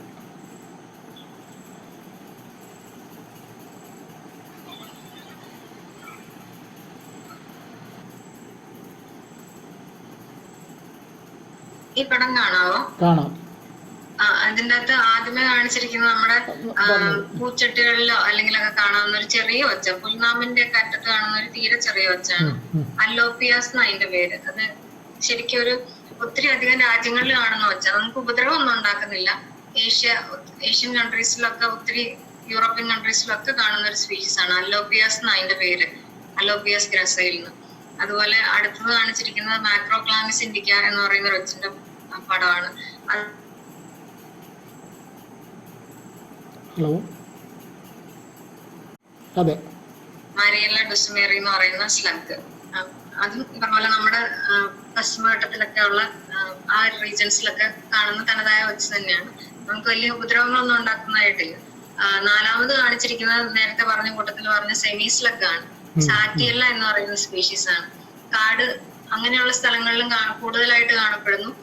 പക്ഷെ ഇപ്പൊ ഈ നാട്ടുപ്രദേശത്ത് പെരുമ്പാവൂർ റീജിയനിൽ നിന്നൊക്കെ, അല്ലെങ്കിൽ ഇടുക്കി, അടിമാലി, ഇവിടെ മുത്തോലപുരം അങ്ങനെയുള്ള സ്ഥലങ്ങളിൽ, വാഴത്തോട്ടങ്ങൾ അങ്ങനെയുള്ള സ്ഥലങ്ങളിൽ നിന്നും ഈ സെമി സ്ലഗ് സാറ്റിയല്ലാനെ ഇപ്പം റിപ്പോർട്ട് ചെയ്യുന്നുണ്ട്.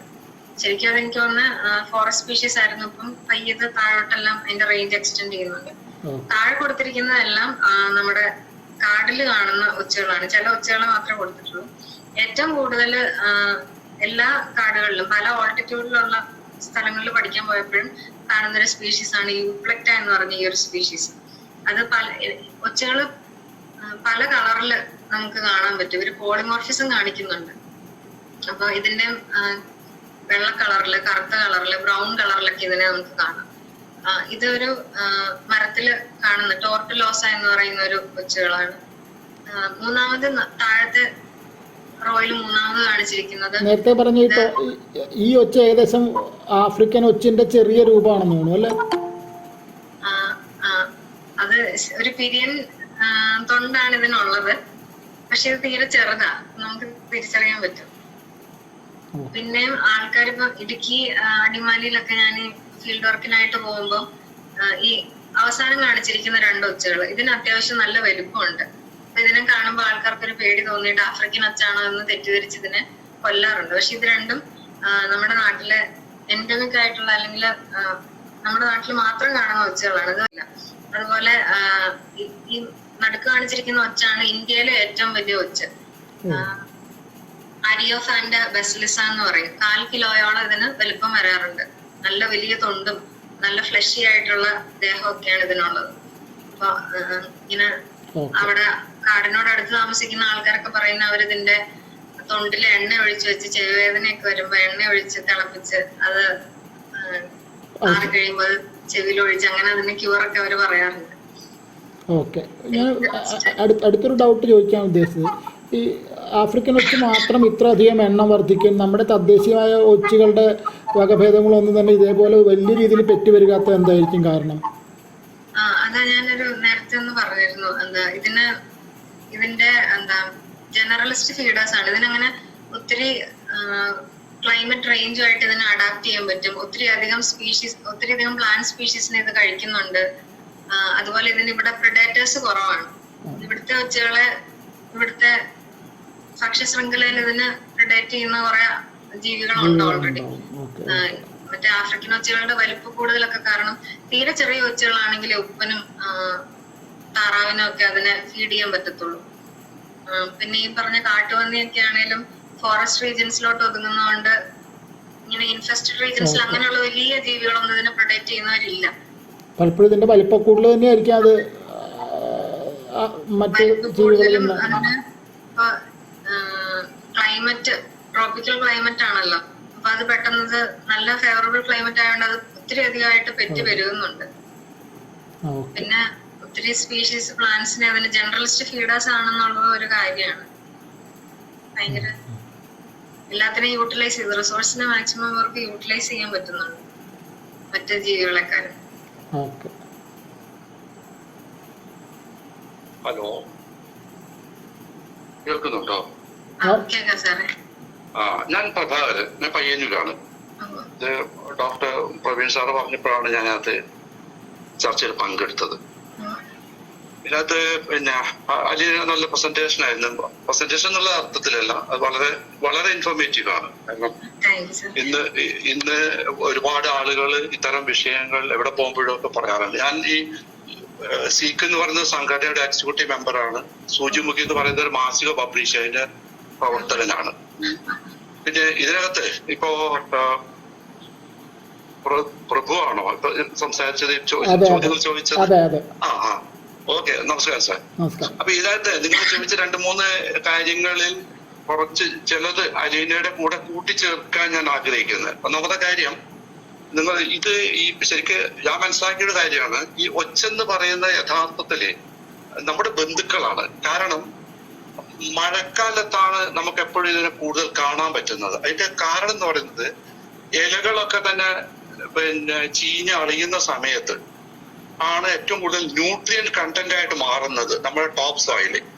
അപ്പൊ ഇതൊരു ഒരു അനുഗ്രഹം പോലെയാണ്. ഈ കാൽസ്യവും അതേപോലെ തന്നെ മറ്റ് മിനറൽസ് ഒക്കെ ഫിക്സ് ചെയ്യുന്ന ഒരു ഏജന്റ് ആണ്. കാരണം അല്ലെങ്കിൽ ഈ ചെറിയ ചെറിയ ഒച്ച് നമ്മളെ മണ്ണില് മഴക്കാലത്ത് മാത്രമാണ് പ്രത്യക്ഷപ്പെടുന്നത്. കാരണം മഴക്കാലത്ത് മാത്രമാണ് ഇലകള് മറ്റ് കോമ്പൗണ്ട് ആണെങ്കിലും ഇൻഡിവിജ്വൽ ആണെങ്കിലും അത്തരത്തിലുള്ള ന്യൂട്രിയന്റ് ആയിട്ടുള്ള മൂലകങ്ങളായിട്ട് മാറുന്നത്. അപ്പൊ ഇത് തൊണ്ടുകൾ ശേഖരിച്ചു വെക്കുകയാണ് ചെയ്യുന്നത്. കാൽസ്യം പോലുള്ള മിനറൽസ്, ധാതുക്കളൊക്കെ തന്നെ തൊണ്ടുകളിൽ സൂക്ഷിച്ചു വെക്കും. എന്നിട്ട് ഇവരെവിടെ പോവില്ല. മഴക്കാലം കഴിയുമ്പോൾ ആ മണ്ണിൽ തന്നെ ഇത് ചത്തൊടുങ്ങും. അപ്പൊ നമ്മ പറമ്പൊക്കെ കളക്കുമ്പോൾ കാണാം ഇവരുടെയൊക്കെ ഇലകളിലുള്ളത് ഒഴുകി പോകാതെ നമ്മളെ മണ്ണിൽ തന്നെ ഫിക്സ് ചെയ്യും. അപ്പൊ ഒരു ന്യൂട്രിയൻ ഫിക്സിങ് ഏജന്റ് ആണ് ഇക്കോളജിക്കൽ സ്റ്റഡീസിൽ നമ്മൾ ഇതിനെ മനസ്സിലാക്കേണ്ടത് എന്നാണ് എനിക്ക് തോന്നുന്നത്. അപ്പൊ സ്വാഭാവികമായിട്ടും മണ്ണിനെ കൂടുതൽ സമ്പുഷ്ടമാക്കി തീർക്കും. അതേസമയത്ത് ഒച്ചുകൾ പ്രത്യക്ഷപ്പെടുന്നില്ല എങ്കിൽ എന്ത് പറ്റും? ഈ ന്യൂട്രിയൻ കണ്ടന്റ് ഒക്കെ തന്നെ പുഴയിലൂടെ ഒഴുകി അങ്ങ് പോകും. എന്തായാലും ഒഴുകി പോകണം. കാരണം പുഴയിലെത്തി കടലിലെത്തണം ഇതൊക്കെ കുറെയൊക്കെ. കാരണം ഇതിന് കടലിന് ആരോഗ്യം ഉണ്ടാവുള്ളൂ. അപ്പം അതാണല്ലോ കാടും കടലും തമ്മിലുള്ള ബന്ധവും. ഇതൊക്കെ കടലിലെത്തുമ്പോഴാണല്ലോ പ്ലവകങ്ങളൊക്കെ തന്നെ ശക്തമായി തീരുന്നത്, നമുക്ക് മത്സ്യസമ്പത്ത് കിട്ടുന്നതൊക്കെ. അപ്പം ഇത് കുറെയൊക്കെ മണ്ണിൽ നമുക്ക് കൊണ്ട് പിടിച്ചു വെക്കും. പിന്നെ നേരത്തെ നിങ്ങൾ തന്നെ ചോദിച്ച ചോദ്യം ഇതെന്തുകൊണ്ടാണ് കൂടാത്തത് എന്ന്. കാരണം ഇത് ആവശ്യത്തിലധികം ഒരിക്കലും പ്രകൃതി ഒന്നിനും ഉത്പാദിപ്പിക്കില്ല. അത് തനതായ അന്തരീക്ഷത്തിൽ വളരുമ്പോൾ. പക്ഷെ ഇവിടെ എന്ത് പറ്റി? നേരത്തെ അലീന പറഞ്ഞതുപോലെ തന്നെ നമ്മുടെ ഫാൻസിക്ക് വേണ്ടിയിട്ട് കൊണ്ടു നടക്കുകയും അതിനെ പെറ്റായിട്ട് വളർത്തുകയും ഒക്കെ ചെയ്യും. അതുകൊണ്ടാണ് ഇന്റർനാഷണൽ നിയമങ്ങൾ വരുന്നത്. എയർപോർട്ടിൽ നിന്ന് ഇപ്പൊ അമേരിക്കയിൽ നിന്ന് ഇങ്ങോട്ട് എന്തും കൊണ്ടുവരാം കേട്ടോ. അവര് അതൊന്നും നോക്കില്ല. പക്ഷെ ഇവിടെ നിന്ന് അങ്ങോട്ട് കൊണ്ടുപോകാൻ അവർ അനുവദിക്കില്ല. വിത്തൊന്നും കൊണ്ടുപോകാൻ പറ്റില്ല ചില രാജ്യങ്ങളിലേക്ക്. പൊടി കൊണ്ടുപോവാം, കടലയുടെ പൊടി കൊണ്ടുപോവാം, പക്ഷെ കടല കൊണ്ടുപോകാൻ പറ്റില്ല. ഇങ്ങനെയുള്ള ഒരുപാട് നിയമങ്ങളുണ്ട്. ഞാൻ ഇങ്ങനെ എക്സാമ്പിൾ പറഞ്ഞാണത്. അപ്പം ഇങ്ങോട്ട് വരുന്ന സമയത്ത് നിയമങ്ങളൊന്നുമില്ല. അപ്പൊ ഇന്ത്യയിലേക്ക് ഇപ്പൊ ഉദാഹരണത്തിന് ഒരുപാട് അക്വേറിയം ഫിഷ് ഒക്കെ നമ്മുടെ നാട്ടില് ഇമ്പോർട്ട് ചെയ്യുന്നുണ്ട്. പക്ഷെ കാരണം നമുക്ക് ഇവിടെ ചെക്കിങ് ഇല്ല. ഇവിടെ ഇത്തരത്തിലുള്ള നേരത്തെ പറഞ്ഞ പോലെ ടിംബർ ക്വാറന്റൈൻ സെന്റേഴ്സ് ഒന്നും നമുക്കില്ല. അല്ലെങ്കിൽ അക്വേറിയം ഫിഷിന്റെ ക്വാറന്റൈൻ സെന്റേഴ്സ് ഒന്നും നമുക്കില്ല. ഇപ്പൊ ഇവിടെ ഒരുപാട് തരത്തിലുള്ള പാരസൈറ്റ്സ് ഒക്കെ ഇവിടെ മറ്റു മത്സ്യങ്ങളിൽ നിന്നൊക്കെ തന്നെ നമ്മുടെ അക്വേറിയം ഫിഷിലൂടെ ഇവിടെ കടന്നു വന്നത്. നമുക്കറിയാം നമ്മുടെ എല്ലാ തോടുകളിലെ മത്സ്യങ്ങളൊക്കെ ഇല്ലാതായത് ഈ ആഫ്രിക്കൻ മൊഷൂന്റെ ഈ ശരിക്കും പറഞ്ഞാൽ അലങ്കാര മത്സ്യം അല്ല ആഫ്രിക്കൻ മൊഷൂ. പക്ഷെ അത് കടന്നു വരികയും പിന്നീട് അത് തോടുകളിലേക്ക് പോവുകയൊക്കെ ചെയ്തു. അങ്ങനെ അനേകം നമ്മളെ ഫ്രഷ് വാട്ടർ ഫിഷസിന്റെ വലിയ ഒരു ക്വാണ്ടിറ്റി നമുക്ക് നഷ്ടപ്പെട്ടു പോയി. അപ്പൊ അതേപോലെ തന്നെയാണ് എനിക്ക് തോന്നുന്നത് ഈ ആഫ്രിക്കൻ കൊച്ചിന് ആളുകൾ കൊണ്ടുവന്നു. അപ്പം ചില പ്രദേശങ്ങളിൽ ഇത് നന്നായിട്ട് വളരും. ഇത് ചില ജീവികൾ ഇപ്പം റെഡ് ഫ്രോഗ് പ്രോബ്ലം എന്ന് പറയുന്നത് മുമ്പ് കൊതുകിനെയൊക്കെ പിടിക്കാൻ വേണ്ടിയിട്ട് ഓസ്ട്രേലിയൊക്കെ ഈ ഫ്രോഗിനെ രാജ്യം മറന്നുപോയത് വലിയൊരു ഇൻസിഡന്റ് ആയിട്ട് മാറിയത്. ഒന്ന് അന്വേഷിച്ച് അതൊന്ന് സെർച്ച് ചെയ്ത് നോക്കണത് എവിടെ നിന്നാണ് എനിക്ക് ഓർമ്മ വരുന്നില്ല. അതായത് ഇത് വയലുകളൊക്കെ തന്നെ ഈ കൊതുകിനെ പിടിക്കാൻ വേണ്ടിയിട്ട് അപ്പൊ ഹ്യൂജ് ക്വാണ്ടിറ്റി കൊതുകിനെ ഈ യെല്ലോ ഫ്രോഗ് പിടിക്കാൻ തുടങ്ങി. പക്ഷെ അതൊന്നും മതിയാവുന്നില്ല ആ നാട്ടിൽ പോയപ്പോ. പിന്നീട് അത് കരയിലോട്ട് കയറി വന്നിട്ട് പിന്നെയുള്ള കരയിലുള്ള എല്ലാ ജീവികളും തിന്ന് നശിപ്പിച്ചിട്ട് അത് എത്രയോ മടങ്ങ് അതിന്റെ ഭാരം വർദ്ധിച്ചു. അപ്പൊ ഞാൻ പറഞ്ഞു വരുന്നത് നമ്മൾ ഇത്തരത്തിലൊരു തെറ്റായിട്ടുള്ള ഒരു കൺസെപ്റ്റിൽ ഒക്കെ കൊണ്ടുവരികയും അതുപോലെ ആഫ്രിക്കൻ പായലും ഇതേ രീതിയിൽ പഠനത്തിന് ആരോ കൊണ്ടുവന്നിട്ട് ജനലിലൂടെ വലിച്ചെറിഞ്ഞിട്ടാണ് യഥാർത്ഥത്തിൽ കേരളത്തിന്റെ ഈ വാട്ടർ ബോഡീസ് മുഴുവനും ഇല്ലാതായത്. ഇപ്പൊ നേരത്തെ ഒരു മാനോന്റെ കഥ പറഞ്ഞല്ലോ, മാനോൻ പഠിക്കാൻ വേണ്ടി കൊണ്ടുവന്നിട്ട് അതിന്റെ ഉപേക്ഷിച്ച കഥ പോലെ തന്നെയാണ് അത് സംഭവിച്ചത്. അപ്പൊ ഇത് ഞാൻ ചുരുക്കുകയാണ്. അപ്പൊ ഇത് ശരിക്കും പറഞ്ഞാൽ ഇതിനൊക്കെ ഒരു റോൾ ഉണ്ട്. ഇത് ഏത് സമയത്ത് ഏത് കാലാവസ്ഥയിൽ ഏത് ജീവി പ്രത്യക്ഷപ്പെടണം. അപ്പൊ അത് പ്രത്യക്ഷപ്പെടുകയും അതിന്റെ ധർമ്മം നിറവേറ്റിയിട്ട് അത് പോവും, അതിന്റെ മുട്ട മണ്ണിൽ സൂക്ഷിക്കും. ഇപ്പൊ ഉദാഹരണത്തിന് മറ്റ് ഒച്ചുകള് പിന്നെ അലീന നേരത്തെ ചോദിച്ചു പറഞ്ഞു അത് ഉപദ്രവമാക്കുന്നില്ല എന്ന്. പക്ഷെ നമ്മൾ മനസ്സിലാക്കേണ്ട കാര്യം അത് ഒരുപാട് ഉപകാരങ്ങൾ നമുക്ക് ചെയ്യുന്നുണ്ട് എന്നുകൂടി മനസ്സിലാക്കുമ്പോൾ ഡിപ്പാർട്ട്മെന്റ് ഹെഡായിട്ടുള്ള ജോൺസി ജേക്കബ് തുടങ്ങിയ ഒരു പ്രസ്ഥാനമാണിത്. പയ്യന്നൂരാണ് അതിന്റെ സ്ഥലം, എടാട്ട്. അപ്പൊ അതുകൂടി ഒന്ന് നിങ്ങളെ പരിചയപ്പെടുത്തിയ പറ്റതിൽ സന്തോഷമുണ്ട്. പ്രവീൺ സാർ കാണാൻ പറ്റിയത് സന്തോഷം. എന്തായാലും തീർച്ചയായിട്ടും മാസികയുടെ കാര്യം ഞങ്ങളടുത്ത മീറ്റിങ്ങിൽ പറയാം, സബ്സ്ക്രൈബ് ചെയ്യുകയും ചെയ്യും. ഓക്കെ, പ്രവീൺ സാറിനെ കോൺടാക്ട് ചെയ്ത് കഴിഞ്ഞാൽ ഷുവർ ചെയ്യാം. Okay, right, thank you. Elina, നല്ല ക്ലാസ് ആയിരുന്നു. സാറ് പറഞ്ഞ പോലെ തന്നെ ഞാനത് വളരെ കൃത്യമായിട്ട് കാര്യങ്ങൾ അടുക്കും ചുറ്റോടുകൂടി പറഞ്ഞു. വളരെ ഇൻഫോർമേറ്റീവും ആയിരുന്നു. പ്രവീൺ ഡോക്ടർ, നമുക്ക് അവസാനിപ്പിക്കുകയല്ലേ? വേറെ ആർക്കെങ്കിലും എന്തെങ്കിലും സംശയങ്ങളുണ്ടെങ്കിൽ ചോദിക്കാം.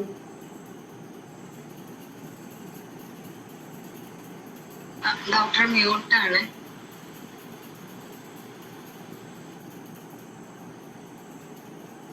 മൊളസ്ക ഫാമിലിയില് 3ആയിട്ട് തിരിച്ചിട്ട്, മലയാളം എനിക്ക് കറക്റ്റ് ഇല്ല, കാരണം ഇംഗ്ലീഷിൽ പഠിച്ചിട്ടുള്ള ദോഷം എനിക്ക് നന്നായിട്ടുണ്ട്. ബൈവാൽവ്, സെഫലോപോഡ്, ഗ്യാസ്ട്രോപോഡ്, ഈ വെറൈറ്റിയില് ഏകദേശം 100-നടുത്ത് ഈ മൊളസ്ക വിഭാഗത്തിൽ, അതായത് ചക്ക വിഭാഗത്തിലുള്ള മരുന്നുകൾ ഉപയോഗിക്കുന്ന വൈദ്യശാസ്ത്രമാണ് പോകുന്നത്. മാത്രമല്ല, ഞാനിപ്പോഴും പരീക്ഷണം നടത്തിക്കൊണ്ടിരിക്കുന്നത് ഇതിനെ ഹോമിയോപ്പതി മെഡിസിൻ ഉപയോഗിച്ചിട്ട്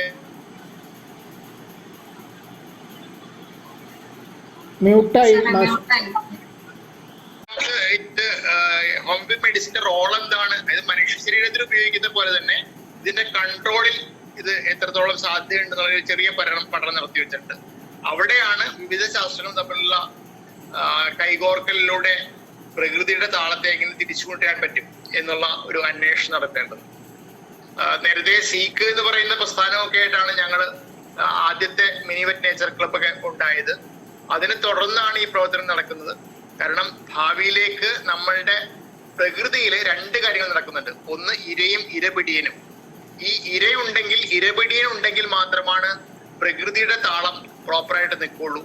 ഇതിൽ ഏതെങ്കിലും ഒന്ന് കൂടുമ്പോൾ, അതായത് ഉദാഹരണത്തിന് നമ്മുടെ കാടുകളിൽ നിന്ന് പല ജീവികളും പുറത്തേക്ക് വരാൻ കാരണം പ്രെഡേറ്റേഴ്സും തമ്മിൽ യുദ്ധത്തിൽ ഏർപ്പെടുകയും ആ യുദ്ധത്തിൽ അവർ പരിക്കേറ്റ് കഴിഞ്ഞാൽ കാട്ടിൽ അവർക്ക് ജീവിക്കാൻ പറ്റില്ല. അപ്പോൾ അവർ നമ്മൾ കെട്ടിയിട്ട് ജീവികളെ പിടിക്കാൻ വേണ്ടി ഇറങ്ങുകയാണ് ചെയ്യുന്നത്.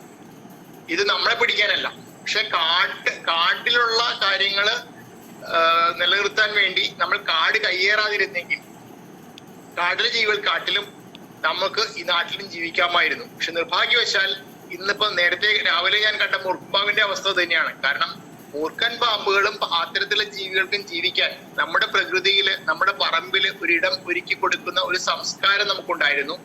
അവിടെ കുറെ ജീവികൾ ഒന്നിച്ച് ജീവിക്കുകയും അവർ അവിടെ നിന്ന് ധാരാളം പറവുകൾ ഉൾപ്പെടെ ധാരാളം ചിത്രശലഭങ്ങള്, പക്ഷികളെല്ലാം വരുമ്പോൾ കാവുകളിലൂടെ നമ്മുടെ ജല സംവിധാനത്തെ പോലും മെച്ചപ്പെടുത്തുന്ന സംവിധാനങ്ങൾ, ഇങ്ങനെ പല കാര്യങ്ങളുണ്ട്. എക്കോളജിക്കലി പാരിസ്ഥിതികമായിട്ടുള്ള ഒരു സന്തുലിതാവസ്ഥ നിലനിർത്താവുന്ന പാരിസ്ഥിതിക ബോധമുള്ള കുറെ മനുഷ്യർ ജീവിച്ച ഒരു നാട്ടിലാണ് പാരിസ്ഥിതിക വിപത്തുകൾക്ക് കാരണമാകുന്നതെന്ന് പറയുമ്പോൾ നമ്മൾ എവിടെയോ പിഴച്ചിട്ടുണ്ട്. ആ പിഴവുകൾക്ക് പരസ്പരം പഴി പറയുകയല്ല വേണ്ടത്. നമ്മുടെ പ്രകൃതിയുടെ താളം, എന്റെ പ്രകൃതി എന്ന് പറയുമ്പോൾ ഞാൻ ആ പ്രകൃതിയുടെ ഭാഗമാണെന്ന ധാരണയോടുകൂടി അതിനെ ഉൾക്കൊള്ളാനുള്ള ഒരു സംസ്കാരം നമ്മൾ വളർത്തിയെടുക്കാൻ വേണ്ടി സീക്കൊക്കെ വളരെയധികം പ്രാധാന്യപ്പെട്ടിട്ട് ജോൺ സി ജേക്കബിനെ പോലുള്ള മഹാവ്യക്തികളുടെ കൈപിടിച്ച് കേരളത്തിന്റെ കാടുകളിൽ പല ദിവസം നടന്നതിന്റെ ഗുണം കൂടിയാണ് ഞങ്ങൾ ഇപ്പോഴും ഈ പച്ചപ്പ് അവശേഷിക്കാൻ കാരണം. ഈ യാത്ര, ആദ്യ യാത്രയിൽ അച്ഛനും അമ്മയും വല്ലാണ്ട് പേടിച്ചിരുന്നു. കാട്ടിലേക്ക് പോവുകയാണല്ലോ, സിംഹവും പുലിയൊക്കെ പിടിച്ച് എന്റെ മോനെ തിന്നുമല്ലോ എന്ന് പേടിച്ചുകൊണ്ട് അവർ പല പ്രാവശ്യം പോകണ്ടെന്ന് പറഞ്ഞു. പക്ഷെ ആദ്യത്തെ യാത്ര നടന്നില്ല. ഒരു ബെക്സാസിനിൽ തിരിച്ചു പോരേണ്ടി വന്നു. രണ്ടാമത്തെ യാത്രയിൽ 1979 മുതലുള്ള യാത്രകളിൽ ഞങ്ങൾ പ്രകൃതി സഹവാസ ക്യാമ്പുകളിൽ പങ്കെടുത്തുകൊണ്ടിരുന്നു. ഇപ്പോഴും ഞങ്ങളുടെ ഉള്ളിൽ പ്രകൃതി നിലനിൽക്കാൻ കാരണം ആ മഹാത്മാവാണ് പ്രൊഫസർ ജോൺ സി ജേക്കബ്. സൂചിമുഖിയും അത്തരത്തിലുള്ള ഒരു വേറൊരു മാസികയും മാത്രമാണ് ഇന്ന് പരിസ്ഥിതി രംഗത്തുള്ളത്. പക്ഷെ നിർഭാഗ്യവശാൽ ഒരു സംഭവം എന്താ വെച്ചാൽ അന്നും ഒരു 500-ലേറെ ആൾക്കാർ വായിക്കുന്നു, ഇന്നും വായിക്കുന്നു. അപ്പൊ അതിന് പുതിയ മാനങ്ങൾ ഉണ്ടാകാൻ വേണ്ടിയാണ് വെബിനാറുകൾ നമ്മൾ എടുക്കുന്നത്. ഈ വെബിനാറിലൂടെ പരിസ്ഥിതി ബോധമുള്ള തലമുറ വരും. അവരോടൊപ്പം, അതായത് വീണ്ടും ഗുരുസ്മരണയുടെ ഭാഗമായിട്ടുള്ള ഒരു കാര്യം ഓർപ്പിക്കുന്നു. 60 വയസ്സുള്ളവർ 6 വയസ്സുകാരനെ കൈകോർത്ത് പുതിയ വിത്തുകളല്ല, പഴയ അറിവുകളെ തിരിച്ചറിയുക. ഉദാഹരണം, 12 മാസത്തെ നമ്മള് ആദ്യത്തെ 3 മാസം ചക്കയും മാങ്ങയും തിന്നു, പിന്നത്തെ മാസം മണ്ണിന് മേലെയുള്ള തിന്നു. അതിനുശേഷമുള്ള മാസം മണ്ണിനടിയിലുള്ള തിന്നു, പിന്നെ ശേഷിക്കുന്ന 3 മാസം അതും ഇതും തിന്നും ജീവിച്ചവരാണ് നമ്മൾ. അപ്പോൾ നമുക്ക് ആവശ്യത്തിലേറെ തിന്ന് കൊഴുത്ത് ധാരാളം പ്രശ്നം, മാൽ ന്യൂട്രീഷൻ എന്നുള്ളതിന് പകരം മാൾ ന്യൂട്രീഷൻ ഉണ്ടാക്കുന്ന അവസ്ഥ ഉണ്ടായിരുന്നില്ല.